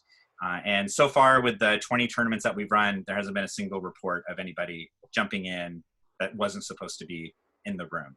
Again, the only way that this could get out is if somebody, a judge or a student who gets it, shares it with somebody who's malicious. We took off the links to these on the public postings because we saw that as a potential concern where anyone could then jump in the room. And so only the students, only the judges will know what this is, as well as your tab staff will know it as well. But yeah, it's worked out pretty well. And the benefits of using 8x8, Ben's already covered some of this, but it's free. There's no cost to use. And it's browser based, so there's no software needed to download for any computer or laptop users. We found it works fine in all the browsers, Firefox, Chrome, Safari. I think Chrome is generally the best for video. That's sort of what I've read, but people have used all the browsers. There is a free app available from 8x8 for iOS and Android. Jitsi also has a free app if you wanted to use the Jitsi, which is kind of nice. We found sometimes students had faster mobile internet than home internet. And by switching over to their smartphones, they were able to connect at a much higher quality than their home internet. There's low friction. The reason why we ended up choosing 8x8 over Zoom or other platforms like Google Meetup and things like that is that there's no accounts that need to be created, no logins, no passwords. You just share the URL and everybody's in the same room. And so it's really frictionless. It's nice. It works on mobile. Just recently, 8x8 started allowing you to jump into the room from a mobile browser, which is actually even easier. You don't need to download an app at all. That was just, as I was creating this PowerPoint, I found that feature out. So that's just recently been released, which is really nice. And you know, the feature set is comparable to every other software. The one thing it doesn't have is breakout rooms. So that's sort of a difference. But the system's designed where you don't need those because every room is its own room. But it has YouTube streaming, screen sharing, if you want to do that for NFLD debate or anything like that. You know, there really hasn't been any feature that we've been missing that we wish we would have. Like I think Ben mentioned earlier, there is no way to kick anybody out, which is sort of an interesting situation. It's very democratic video conferencing software. So if anybody were to jump in and they weren't supposed to be, you would have to sort of create that new room name. The solution we had come up with, we never ended up needing it, was just to add a number to the end of the room. So instead of a 32 character key, you just go 33 characters with 6 at the end, and then you send that out to everybody as your new room. But we never needed to use it in all the tournaments we've run. So then sending the postings to students is very easy. You just go to pair section postings like before. You'd select the schedule block, you'd select the event just like before, but then instead of sending your postings to PDF, which we used to do, and then print and stick on a wall, you just click the text and email button. That's all, the only change to send the postings out to students via text or email. So that's, you know, it's really no different. You just click 3 buttons over. The CSV button was what Steve was mentioning that we kind of threw together real quick for Yaatly. You can send it to a CSV and then upload it to Yaatly. But if you just click text and email, it will blast out all of the postings to all of the students, as well as to coaches. And so here's what it would look like if you were a student. You'd say, hello, here's your name, your code, what round it is, what event, what speaker number you are, and then the link to the video room. And that just opens up the URL with that 32 character code on it. And then as well, I mentioned if you save that help room name on the settings, it will add that right there in case the student needs help with something. But again, we ran tournaments with the Southern California Junior Forensics League from elementary all the way up to high school, and they got it pretty easily, right? It's tried to be as simple as possible. Just click the button, you're in your competition room. The video room looks a little bit like this. Again, it's pretty similar to Zoom. All the same options are there. There's more information on the competitor and judge guides about 8x8, but you know, it just works like Zoom. You just You can have your audio, video hang up in the middle, and there's a few other options available here and there, but we found it works just fine for all the different types of events. Duo's the one. I don't know. We're going to need to innovate on that, but everything so far has worked just fine. The student text, if they decide to get a text, looks like this. It just says the tournament name, hello, your speaker 5, open impromptu, click this link. They click that link, it takes them to this page in their mobile browser if they have an iPhone. And then again, you can join this meeting using the app if you've already downloaded the 8x8 video app. You can download the app directly. And then recently, again, I just found this out yesterday, you can now launch within the web browser, so you don't even need to download an app, which is nice. That takes you to this page. The key here is you don't have to log in. You just click join meeting directly, and that will take you into the video conference room. Simple as that. Again, trying to be as frictionless as possible. You don't need logins, you don't need passwords, anything like that. The coach will then get a copy of all of the student postings, right? So here's for Pattern A, round 1, 8 a.m. Here's the 3 postings that were sent out to the students, and it has links to their video rooms. Again, helps to sort of solve some problems if the coach gets the information as well. So the key takeaway, just need to click a button to send out to students. Accurate email, text, and posting preferences set ahead of time solves a lot of problems. And students just click the links and they're in the room. The e-ballots, again, it's very simple to send to judges. Just rather than clicking on PDF, you click e-ballots. And then filling out the e-ballots, again, try to be as simple and intuitive as possible. So sending to judges, you just go pair section ballots again. And instead of clicking on PDF, you just click on e-ballots. And then all the e-ballots will get sent out to the judges based on either their email or text preference. The judge email looks very similar to the student email. You can see sort of the design we went with. You have an e-ballot, click here to accept the ballot. Again, the link to the help room is there. Once they click that link, they'll go to a page on ForensicsTournament that says ballot accepted. That then gets saved on ForensicsTournament that they've clicked it, so you know they've received it. All the information about the event, when, any message that you sent to them. And if you just click on go to your e-ballot, that will take you to your e-ballot page. There's a quick tutorial that gets run the first e-ballot you have of each tournament, kind of walks you through all the different parts of the e-ballot.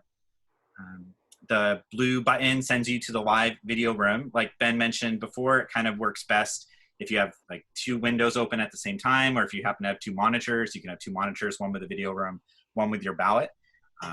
Sort of just a complication of this. There's also a help button that sends an email to tournament administrators that you need help. It will provide a link to your video room and they can just jump in there, solve any problem real quick. If you have a ballot message, the judge can quickly view it there. And then each student sort of is similar to the master ballots, is listed. It indicates whether they're double entered or not.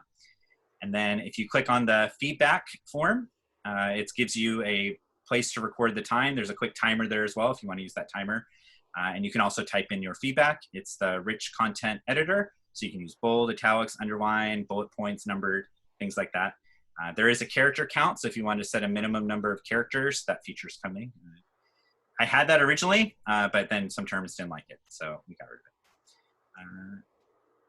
And then if you are using prompts, you can save them on the website ahead of time and they'll just be listed right there. Click on that button, the speaker 1 prompts will be listed. There's a quick copy those prompts to your clipboard button. And then the way we've done it is in 8x8, there's a video chat, just like in Zoom, and you can just copy paste those for the student. We debated having them be emailed or texted to the students from here, but we thought that sort of creates some uncertainty about when it was received and how much, when prep time should start. So we thought this was easier. You just paste it into the chat window in 8x8, you confirm the student can see it, and then you start prep time. The waiting room idea is good too. That can be implemented. I just hadn't come up with that. We usually use in Southern California different quotations for each speaker, so that kind of worked out here. And then you can also quickly alert the tournament directors of a no-show. It sort of explains there. Sometimes it might just be a technology issue. The student might actually be trying to get into the room, so you can let the tournament directors know someone's not there, and they can try to solve the problem and help them. And then just like regular ballots, right there, you can enter the speech topic so that you can sort of remember who was who. You select the ranks and points, and then you click the review your ballot button to double check everything. Once you click that, it kind of just lists your full ballot with all the information on it, the times, ranks, rates, your feedback to the students. And then once you're ready, you just click save ballot, and your ballot's been recorded. One of the things we talked about in the guides is keep going till you see the palm trees, because we found a lot of people would just stop here and be like, great, and they close the browser. And so we wanted to make sure we added that progress bar as well. That seemed to help with the later tournaments, so you kind of know you still have one more step. And then, like I said before, it's built on top of the existing system, so you can still record results manually if needed, or if there's some correction. The e-ballot status page will quickly tell you what ballots have been picked up, what ballots have been accepted, and then there's a send a reminder button. You can quickly send the ballot again to the judge. And then we also added this recently. There's like a hurry up notice. If somebody's late with their ballot, you can click that sort of clock icon and let them know, hey, we're waiting on your ballot. Can you send it in? Can you send it in? And that kind of helped a lot too. People sent it in real fast after they got that notice. And then the ballot status as well will tell you if results have been recorded. So if you just kind of click this button here to refresh the page, you can quickly see once all ballots have been recorded for the round. And then the judges on standby will get a notice saying that you are on standby for this round. And then, like I mentioned, we added the standby judge room link right here. That helped a lot. And then they get an all clear notice once all e-ballots have been picked up, so they can go do other stuff. Changing judges is the same as the old system. You just go pair sections, change judges, and then it will tell you once you, so one difference we found is you don't have the ballot code in front of you anymore because there's no paper ballot. So the schedule block usually work better. Select the schedule block over here. All the ballots will show up. It will tell you that an e-ballot has been created and how long they haven't responded for. Right? So these ballots have been sitting out there for 9 and 8 minutes because sometimes we found we just push the same ballot by accident to a couple people. So as soon as you push the ballot, it would then say 0 minutes, and you can kind of know which ballots have been lagging. It sends a new e-ballot to the new judge. The old e-ballot, if they then decide to click on the link later, it will just tell them, sorry, your ballot's been pushed. You're in trouble. So that all works the same. So the key takeaway, again, just need to click a button to send out to judges. Judges accept ballots by clicking on the link. You know the status. And the e-ballot guides judges through the new process. In terms of awards, I think I'm running a little bit low on time, so let's go through this quickly. Again, this is a little bit beyond ForensicsTournament. I'm trying to make it more integrated this summer. But what we did in the spring is we sent a live stream to YouTube from 8x8. It's very easy. I learned all this in March. I had never done it before. But you create a live stream on YouTube. You copy the YouTube URL and send that out to everybody to watch the awards on YouTube. You then paste the stream key into the 8x8 video room that connects your 8x8 room to YouTube. You then announce awards just like a regular ceremony. And again, I'm working on this to try to make it easier, but it's sort of a few steps now. I'll just skip through this, but I'll send out the PowerPoint. You can look at it later. But you just go live, creates a page, looks like this. You can get the URL here. You get the stream key here. You want to make sure it's set to auto start. So the YouTube live stream will start as soon as you paste in the key. And then you can enable DVR so people can watch the award ceremonies later. And then within 8x8, you just click on the start live video stream. It's similar to Zoom and other places. What we often did is we created a new 8x8 room. Again, you can create any room you want called like NOF Test Awards. And then from there, we streamed it out to YouTube. You just paste in your stream key from YouTube and you're live. I've posted some links to the National Online Forensics Festival Award Ceremony as well as the California Middle School State Championships if you want to watch those. Results are, this is the existing system that's already on ForensicsTournament. If you publish the results after your tournament, students can see their rankings, their final placings. This is a new system with e-ballots where you can review the e-ballots after the tournament to see the feedback. You can also send it to all of your coaches and your students with the click of one button. So you can distribute ballots to your coaches and students by just clicking down here. And then all the e-ballots will get sent by email to the coaches on your staff or the students themselves. This is what it looks like if you, I tried to mask who it was, but it would usually list the student's name, the judge, the rank, the rate, their time, and then their topic. You can see this judge didn't fill this out, but they put it down here, whereas this judge down here actually filled that out on the e-ballot. So no more lost ballots, which is kind of nice. So key takeaways, virtual award ceremonies work well via YouTube. Working on making this easier, and it's easy to send the ballots. Success, let's finish real quick. The National Online Collegiate Forensics Festival we ran in end of April. We had 27 colleges, 120 students, 76 judges, 256 total sections for the tournament. And what we did for that tournament is we actually streamed all the final rounds to YouTube, the same way I mentioned for awards. So if anybody wanted to watch the final rounds, they just watched on YouTube, and we shared the YouTube links with the whole tournament. The California Middle School State Forensics Championship was the largest tournament, and it really stressed the website, but we learned a lot from it. We had 37 schools, 600 students, 300 judges, 1,100 total sections for the tournament. And then we just looked at some data. We sent out 37,000 emails for the tournament and 7,000 texts. And so that was kind of cool to see.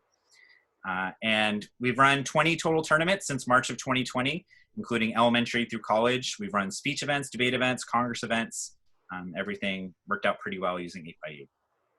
So just review, you have to do some setup, e-postings, very easy, e-ballots, again, awards results. And hopefully this conference as well has already generated lots of ideas. I'm happy to continue to innovate. If you have any questions or suggestions, that's my email address. I'd be happy to work with you on how to run your tournament effectively. Thank you, Danny. We have one question in the chat box from John Boyer. Is there an option to make the URL public facing per section if a tournament wanted to put an elimination room public? Is that an option? Yeah, so when you do your public postings, there is a link. You can say you want your video links included in the postings. But there's a better way to do it, which would be to just email the whole tournament, the URLs. Because if you do put it on the website, then anybody can have access to it. I think that's sort of risky. There was another question from Nathan, and it was about whether or not if someone tried to send a ballot without feedback, that it wouldn't let them. And I know that you kind of mentioned that, but can you kind of talk about how to set that minimum character? Yeah, so I had that originally, and then the tournaments didn't like it, so I got rid of it. But I'm happy to put that on, and that will just be a setting under the ballots, what the minimum character count has to be. And then again, the rich content editor will tell you how many characters you've typed in, so you can know how close you are to it. Here's another question from Doug Hall. Do you have the option to edit and or add comments after submitting your ballot? In other words, can you submit your ranks and then add your feedback a little later? So that's, again, in the works. It's not available yet, but I'm happy to add that in. But it's sort of, that's like, right, it runs counter to the last question of characters, right? So do you require a certain number of characters, or do you let them submit with no characters? And so it's sort of a tough question. I wonder if I think if also, that's a good question for also Speechwire too, if Ben is here. I am, yeah. Yeah. I was just about to ask, so thanks, Trent, for reading my mind. I indeed, with Speechwire, the e-ballot stays open after you submit the decision in debate or after you submit the ranks and points in speech. So, obviously from a tab perspective, the most important thing is to get the results in, especially in debates, so you could pair the next round if you need to. But judges do have the option to go back into the e-ballot. Obviously, they are not allowed to change their decision or change their rank and points. That'd be real bad. But if they want to elaborate further on their comments for any of the students, they certainly can do that, yes. Great. We have a question from David Trumbull. How does topic selection work for IPDA in Forensics Tournament? So we just did it the same way, where we listed the 5 topics on the e-ballot, and then the judges copy pasted that to the video chat window in 8x8. And then the 2 students and the judge were in the conference room, the video conference room. They did their strikes, confirmed the topic, and then most of the people just turned off their video and audio, prepped for 30 minutes, and then jumped back in. It all worked pretty well. And I'll also say that in the tournament that I was part of back in May, where it was Speechwire and Yaatly, that was how I got to judge an IPDA round, and that was how the students did it. It was kind of a verbal strike, if I might say. So the topics were posted under postings, I think. So all the students could see the 5 topics for IPDA, and then the 2 students would just say, they would just go alternate back and forth and say, hey, I'm striking this first one, and the other one I'm striking. So there was one left, and then they would go off camera to complete their prep, and then come back on when it was time to debate. It worked out. It was very easy. There are no more questions in the chat, but people may have other questions for Danny or Ben or Steve. We do have some time for that. This is the last things that we're doing as far as synchronous tournaments, because our next section will be only on asynchronous tournaments.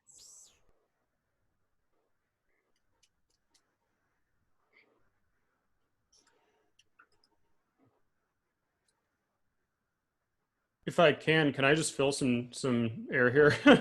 I had a thought that I wanted to express just philosophically, based on how I've been approaching this, because we've seen a few different platforms already, and I think that every tournament is unique, and I think that every platform brings something to the table. So I just wanted to note that I'm trying to keep an open mind with all this, and support folks however they want to run the tournament. So, there's things that Yaatly brings to the table that my implementation of 8x8 definitely doesn't. And I think Danny's implementation may have some more bells and whistles than mine does right now, for sure. I'll admit that. So, I want to make sure that, I'm kind of agnostic as to what you choose to use, and I want to try to integrate with as many things as possible. But I think that there's something to all these platforms, and I wanted to state that up front, but I didn't state it. So, I really respect what Danny and what Steve are working on, and what they're doing, and I really tip my hat and am inspired by your work on your platforms, and grateful to be part of this community with you. There's another question in the chat, but before I get to the question, Danny just posted the link to the PowerPoint presentation. So if you would like that, please copy that out of the chat, because the chat is not going to be included in the video, though all of the information will be included in the video links later. So make sure you copy that link so you can get access to the PowerPoint and save it somewhere. This question, it's a general tournament question, so it can be for anybody. It's from Brian Swafford. Do we have ideas about how many tournaments are we thinking of having in the fall? For example, are there going to be super tournaments with hundreds of potential teams, or more like the regional model, even though we aren't bound by region? And again, I think that that's a general thing for the community to think about. I don't know if that's a question any of us can honestly answer. Personally, I think we're going to see a combination of both. I think we're going to see some major tournaments, a lot of people competing out of regions, as now they don't have tournament like travel costs that are associated with it. We're going to see more split squads. I know that I'm planning on splitting my own squad on weekends, to where I'm sending my debaters to one tournament and my IEers to another. I'll just add, the 8x8 worked really well with the middle school state championship, with all those rooms and everything. We had 160 people in impromptu. And so, having each room generated over automatically and on the 8x8 server worked fine. So if there are going to be super tournaments, 8x8 seems to scale really well. I can imagine doing Zoom, kind of how you explained it, Ben, with 180 people. But, I would definitely recommend, when we went up to that middle school tournament, there were definitely some growing pains on the website that we had to adapt to. So if tournaments get really large, it gets really complicated, because just the volume of emails you're going to get and help requests you're going to get. So it might be something where you might want to consider limiting your tournament, because if you do end up with 1,200 students, it's going to be really a lot of work. Yeah, I was going to say that I'm looking at the chat feature, and I really agree with the comment that Justin Rudnick has made about how my guess and my hope would be that things remain pretty consistent. I really can't imagine a universe in which we're doing 20 tournaments per weekend or something like that, because there's still a good deal amount of work and tournament setup you have to do as a tournament administrator. So I can't imagine that we would want to overburden ourselves with that. I also think that you'll probably see, I know that in the tournaments that I host, I've already started playing with the schedule in terms of anticipating other regions who might want to participate. So we here on the East Coast have been talking about pushing our tournaments back to start at 11 or 12 to allow West Coast schools to, start competing. I mean, it'll be 8 o'clock, but, that seems to be at least a semi-reasonable hour for them to sort of join us and whatnot. And I think that's one thing, but I don't know that you're going to see so much of that tournaments will become like super sized tournaments. I also think that you probably, once invitations start coming out, I also think you might see more information about capping the number of people. And I think that maybe this year, maybe more so than other years, you're going to be seeing some very strict guidelines in terms of judge coverage, that you're going to have to absolutely cover your judges, especially now since, they need a laptop, a MacBook, and Google Chrome, and they need to be available. So that maybe gives you access to a few more bodies to put out there to cover your entry. And that's just so that, we're not overburdening the tournaments and stuff like that. For the festival, we allowed no uncovered entries. And it was sure nice, right? We had like 15 extra judges for rounds. That's awesome.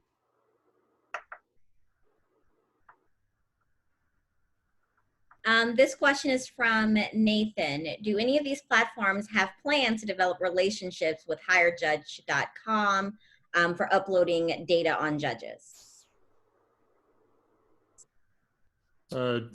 So Danny, do you want to jump on it, or shall I? I can. Yeah, we recommended coaches use HireJudge.com if they needed coverage. But as far as I know, sort of the way it works is they kind of create a relationship with you, right? Like they pair you with a hire judge, and then you would enter that judge for your tournament as your school.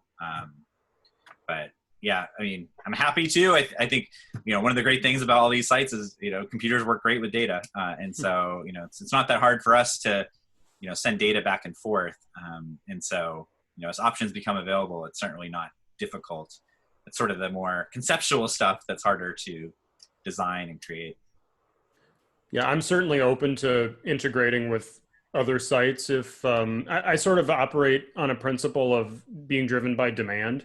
So as I hear that there are people who are coming to tournaments that are running on Speechwire, and they say, we're interacting with this platform and we'd like to see if there's a way to make this more streamlined, getting the data from that platform into your platform, I'm certainly open to it. So I think I'll kind of keep my ear to the ground and see if I start hearing that demand. And if I do, then I'm certainly open to something like that.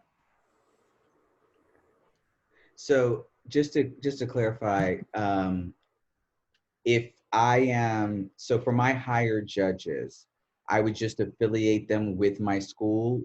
Is that what I would do when I'm entering them via Speechwire or ForensicsTournament.net? I would just affiliate, and I would just put in their email addresses and just make sure that they log in with the appropriate one. Well, right? Yeah, so on my approach, and I think with Danny's approach, they would just receive the email, but I'll let him answer that. With my approach, and I didn't go into this, and I probably should have, when you're doing e-balloting, you can, on Speechwire, you could create, I usually have a fake school called Hired Judges that the manager can add, because in that way you don't have to have them on your school's list, and you also don't have to mark them all as clean necessarily or neutral. You can just have them on that Hired Judges made up school, and then you would put in their email addresses. If they already have a Speechwire account, when you went to your judge dashboard, you would see that they were all already linked. And in that case, there's nothing more that you have to do. They would simply receive the blasts at the email address that's on the system for them, telling them that they have a round. And then they would go into their judge account, reset their password if they need to, and see their e-ballots. If they are not linked, there's a button to link them on the judge dashboard. So you basically just click the button, it emails them a temporary password, and then they can go ahead and access their e-ballots via that route. So yeah, it would just be creating a Hired Judges team and then putting them on there. Okay. Yeah, you can do the same thing. You would create a new school, hire, if as a tournament director, you want to manage Hired Judges, you can do the same thing. I just always personally think it makes more sense to put them as under your school, since Now, I've always thought if you're paying them for the tournament, they probably shouldn't be judging your students. And so that just usually made sense to me. You also would get a record then of their ballots, so you can give it to them if you know them. I don't know. It just seemed, in my mind, a lot cleaner for you to enter your hire judges under your school. And then it also will show up on your fee sheets and everything like that.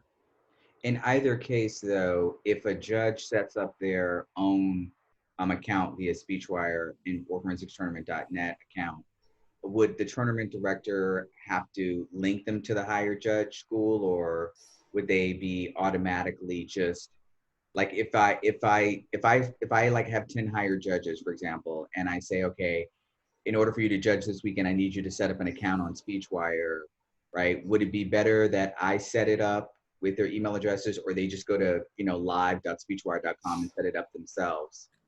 My preference is to actually not have the judges create their own accounts. In order for them to do that, they would basically have to make up their own school, which is confusing and strange. Of course, some of them do it. In fact, earlier today, I troubleshooted one of those issues with a tournament that's going on today, where somebody had created their own account and the tournament had created an account for them, and there was a little bit of a confusion about that. In order to streamline it with regard to e-balloting accounts, I typically just advise the manager to go ahead and link the judges and don't instruct the judges to do it, because I find that it's just easier if the judge just receives an email and doesn't have to go on the website and go through the steps of trying to create an account.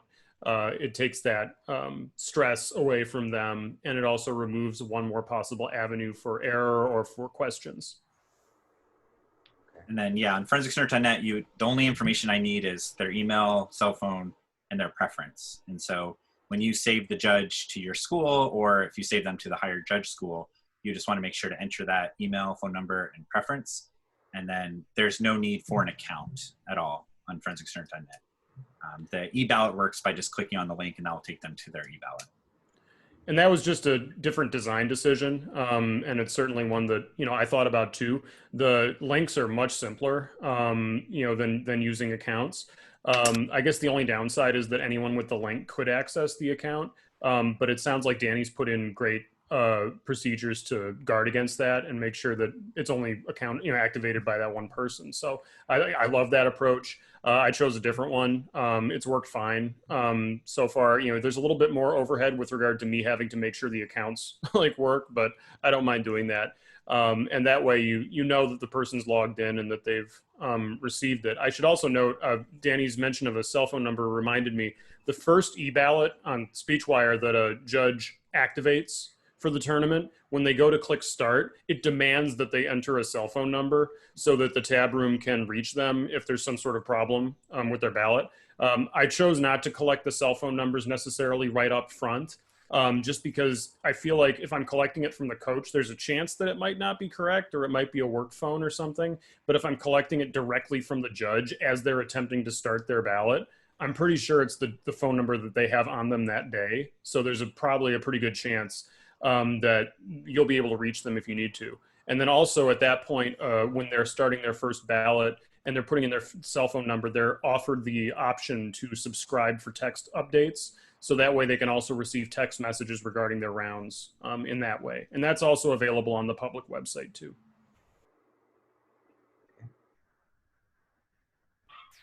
All right, we have about 10 more minutes on this link before we take our mini break, before we get into our last session on asynchronous tournaments. Are there any other questions about synchronous tournaments? I don't know if any representatives are here from either AFA or NFA. There are representatives of both, yeah. Okay. I was just curious if they had any insight as to when the community should expect rules and regulations and restrictions regarding what will count and what will not count. The new meetings of the NFA National Council start shortly, and that discussion will start then right away. There's been a lot of turnover on the National Council, so as that turnover resolves itself and those meetings begin, then I would anticipate that being very much fast-tracked so that that result can happen as fast as possible. But the new council has not met as of yet. Kelly, you can unmute yourself. The AFA meets on the 31st of this month, so I think we'll have some decisions probably after that. But I know we've just formed 2 new subcommittees that will be discussing many of those aspects. So hopefully, maybe by the beginning of August. Okay. Great.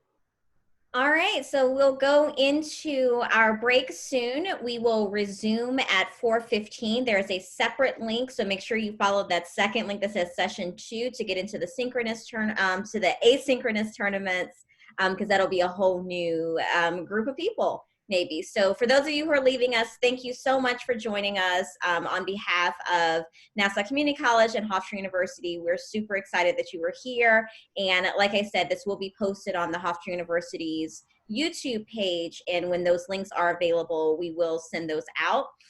Make sure if you do want the direct link to Danny's presentation so you can see it in full size, that you please copy that link from the chat.